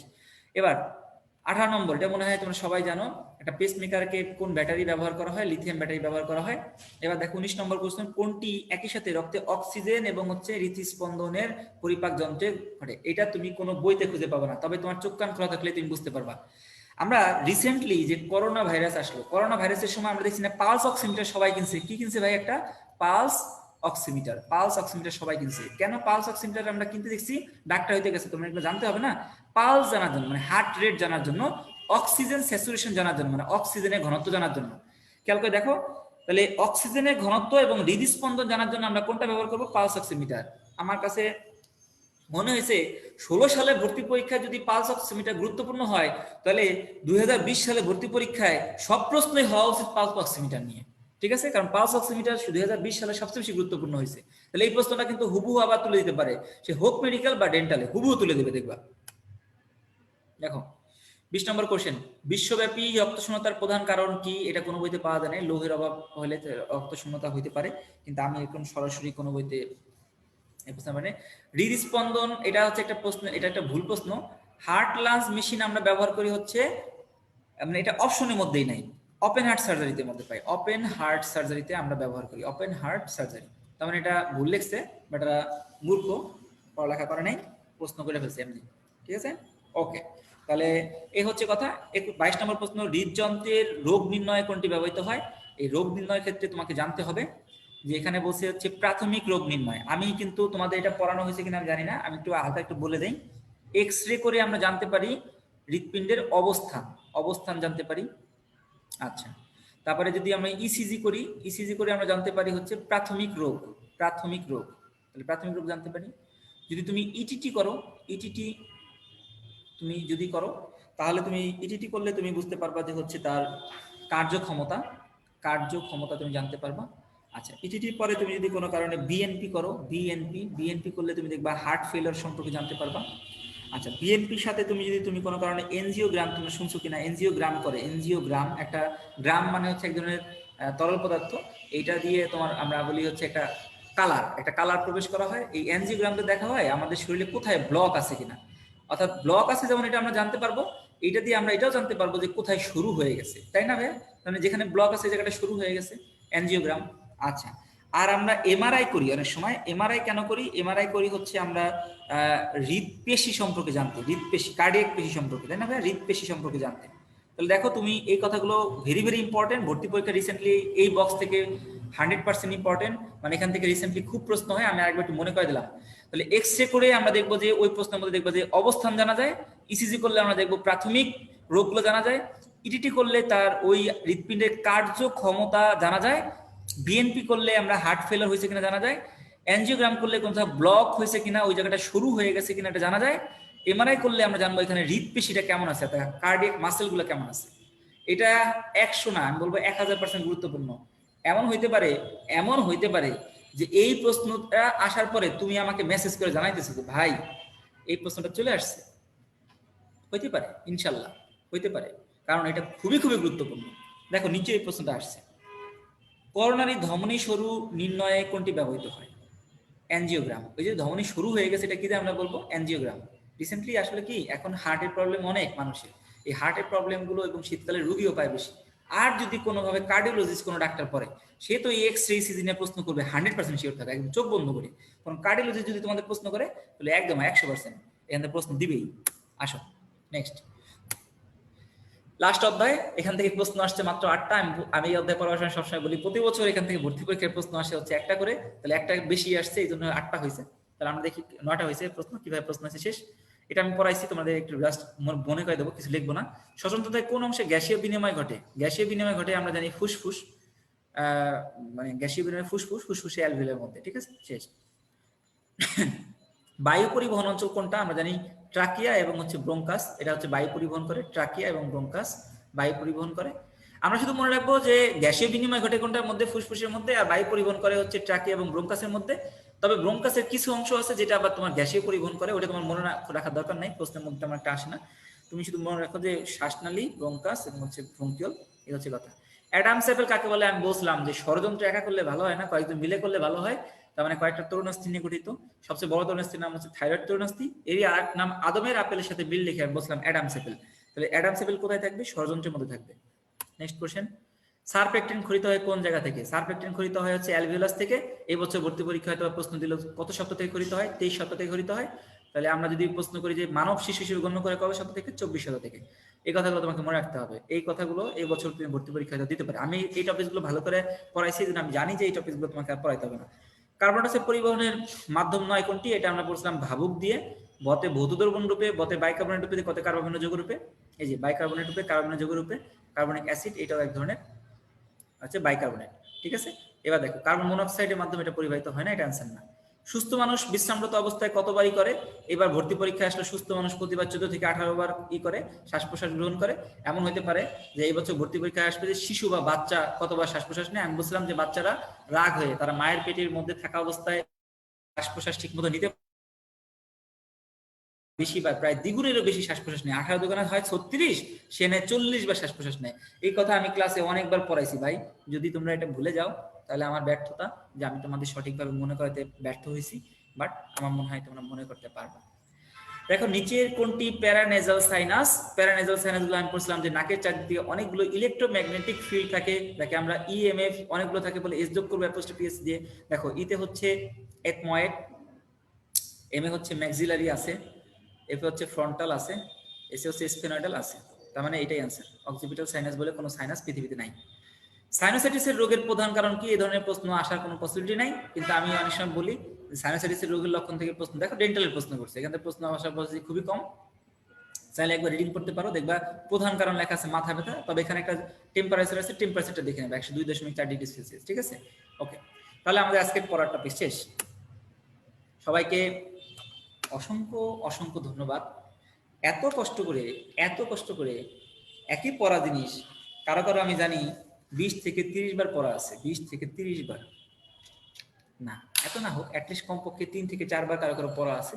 তারপরে যে তোমরা যে মনোযোগ সহকারে কথাগুলো তোমরা একটু শুনলা, এতে আমার মনে হয় তোমাদের উপকৃতই হবে। কারণ তুমি এই যে কথাগুলো বললাম না, মেডিকেল ভর্তি পরীক্ষায় আমি তো প্রথমে 1 বছর স্টুডেন্ট ছিলাম। স্টুডেন্ট অবস্থায় যখন পড়ছি তখন প্যাটার্নটা জাস্ট অল্প বুঝতে পারছিলাম। তো অ্যাটলিস্ট এইটুকু বুঝতে পারছিলাম তখনও স্টুডেন্ট অবস্থায় যে ভাইয়া, যে এটা প্রশ্নটা এরকম প্যাটার্নে হয় যে ধরো 1 বছর যে প্যারা থেকে প্রশ্ন হয়, পরের বছর বা তার 2 বছর বা 3 বছর পরে ওই প্যারা থেকে আবার প্রশ্ন হয়। বলতে পারো যে ভাইয়া কেন এই ধরনের প্রশ্ন হয়, টিচারের মেন্টালিটিটা কেন এরকম? আমি তোমাকে যদি বলি, টিচারের মেন্টালিটিটা এই জন্য এরকম, কারণ হচ্ছে টিচার ভাবে যে ধরো তোমাকে প্রশ্ন করতে দেওয়া হলো, এখন তুমি খুব কঠিন প্রশ্ন করে ফেললা, তাহলে তোমাকে কিন্তু প্রশ্ন করতে পারে ভাই আপনি এই ধরনের প্রশ্ন কেন করছেন। তাহলে আমি যদি টিচার হইতাম, আমি যদি সেফ সাইডে থাকতে চাইতাম, তাহলে আমি কি করতাম, যে প্যারা থেকে আগে প্রশ্ন আসছে আমি ওই প্যারা থেকে প্রশ্ন করে দিলাম, পাশাপাশি প্রশ্ন। তাহলে সুবিধা কি হবে, আমাকে কেউ যদি প্রশ্ন করে ভাই আপনি এরকম প্রশ্ন করছেন কেন, তাহলে তুমি সহজে বলতে পারবা যে এই যে দেখেন আপনার মিয়া ভাই 5 বছর আগে এই এই প্যারা থেকে প্রশ্ন করছে, তাহলে আমি যে প্রশ্ন করছি সেটা দোষ করি, দোষ কি হয়েছে, আমি তো একই ভালো প্রশ্ন করছি। তাহলে যেহেতু নিজের কাঁধে কেউ দোষ নিতে চায় না, সেই সেন্স থেকে তুমি যদি চিন্তা করো, তাহলে তুমি চিন্তা করে বুঝতেই পারতেছো যে প্রশ্ন সাধারণত এক প্যারা থেকে হয়, যে প্যারা থেকে প্রশ্ন হয় পরবর্তী সালগুলোতে ওই প্যারা থেকেই আবার প্রশ্ন আসার পসিবিলিটি বেশি হয়। এই কারণে, কারণ কেউ পৃথিবীতে রিস্ক নিতে চায় না। সে চায় কেউ যদি আমাকে প্রশ্ন করে যে ভাই আপনি এই প্রশ্ন কেন করছেন, এই প্রশ্ন করার তো কোনো দরকার ছিল না, তখন বলবে যে দেখেন আপনার মিয়া ভাই 5 বছর আগে এই প্রশ্নই করে গেছে, তাহলে আমি মিয়া ভাই প্রশ্ন করলে আপনার সমস্যাটা কি?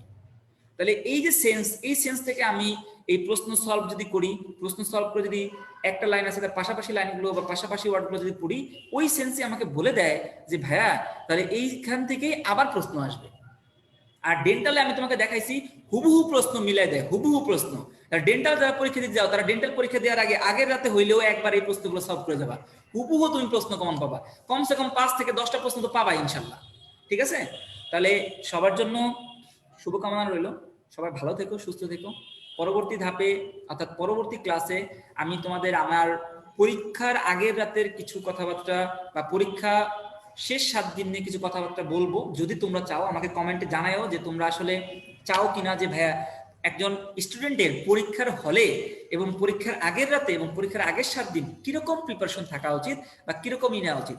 সেক্ষেত্রে আমি আমার ব্যক্তিগত বা পার্সোনাল যে যে টেকনিকগুলো অবলম্বন করছি আমি এই টেকনিকগুলো বলবো। যদি তোমরা চাও তাহলে আমাকে কমেন্টে জানাও, তাহলে আমি নেক্সট ক্লাসে হয়তো বা যদি ক্লাস নেওয়া পসিবল হয় তাহলে নেক্সট ক্লাসে যদি পসিবল হলে তাহলে আমি এই আমার নিজের এই পার্সোনাল এগুলো যেগুলো আমার কাছে মনে হয়েছে এই টিপসগুলো অবলম্বন করে আমি অনেক আমার পাশাপাশি যে স্টুডেন্টগুলো একই ধরনের মার্ক পাইতো তাদের তুলনায় মেডিকেলগুলোকে আগায় টপকায় উঠে আসতে পারছি। তো সলিমুল্লাহ মেডিকেলে পাইছি, হয়তো ঢাকা মেডিকেলে হয় নাই, আর কিছু আরেকটু ভালো করলে হয়তো বা হইতো। তো সেটা নিয়ে আমার কোনো আফসোস নাই। সলিমুল্লাহ মেডিকেল আমার কাছে মনে হয় যে I am so much happy with my medical college. তো যাই হোক, আমার কথা হচ্ছে যে সে ঢাকার মধ্যে চান্স পাইতে গেলেও আমাকে অনেককে আগাইতে হয়েছে, যারা আমার সাথে ভালো বন্ধু ছিল তারাও আমার সাথে একই রকম মেডিকেলে মার্ক পাইতো, তাদের তুলনায় আমি আগায় আসতে পারছি। কিছু টিপস বা কিছু অবলম্বন বা কিছু এক্সাম স্ট্র্যাটেজি তো আমার ছিলই। তো তোমরা চাইলে আমি ওই নেক্সট ক্লাসে ক্লাস নেওয়ার পরে বা ক্লাস নেওয়ার মাঝের দিকে কোনো একটা সময় আমি এটা শেয়ার করবো। তোমরা কমেন্টে জানাও যে ভাই তোমরা এটা জানতে চাও কিনা, তাহলে আমি ইনশাল্লাহ করবো। সবার জন্য শুভকামনা রইল। তোমরা অনেক কষ্ট করে আমার কথাগুলো শুনছো, তোমরা নিয়মিত পড়াশোনার মধ্যে থাকো, জানার মধ্যে থাকো, সবাই ভালো থেকো, সুস্থ থেকো। এবং আমি চাই আমার সেকেন্ড টাইমের প্রতিটা স্টুডেন্ট যেন চান্স পেয়ে আমাকে বলতে পারে ভাই সবাই চান্স পেয়েছি আমরা। এই দোয়া রইল সবার জন্য। সবাই ভালো থেকো, সুস্থ থেকো। সবার জন্য শুভকামনা, আমার জন্য দোয়া করো। আল্লাহ হাফেজ।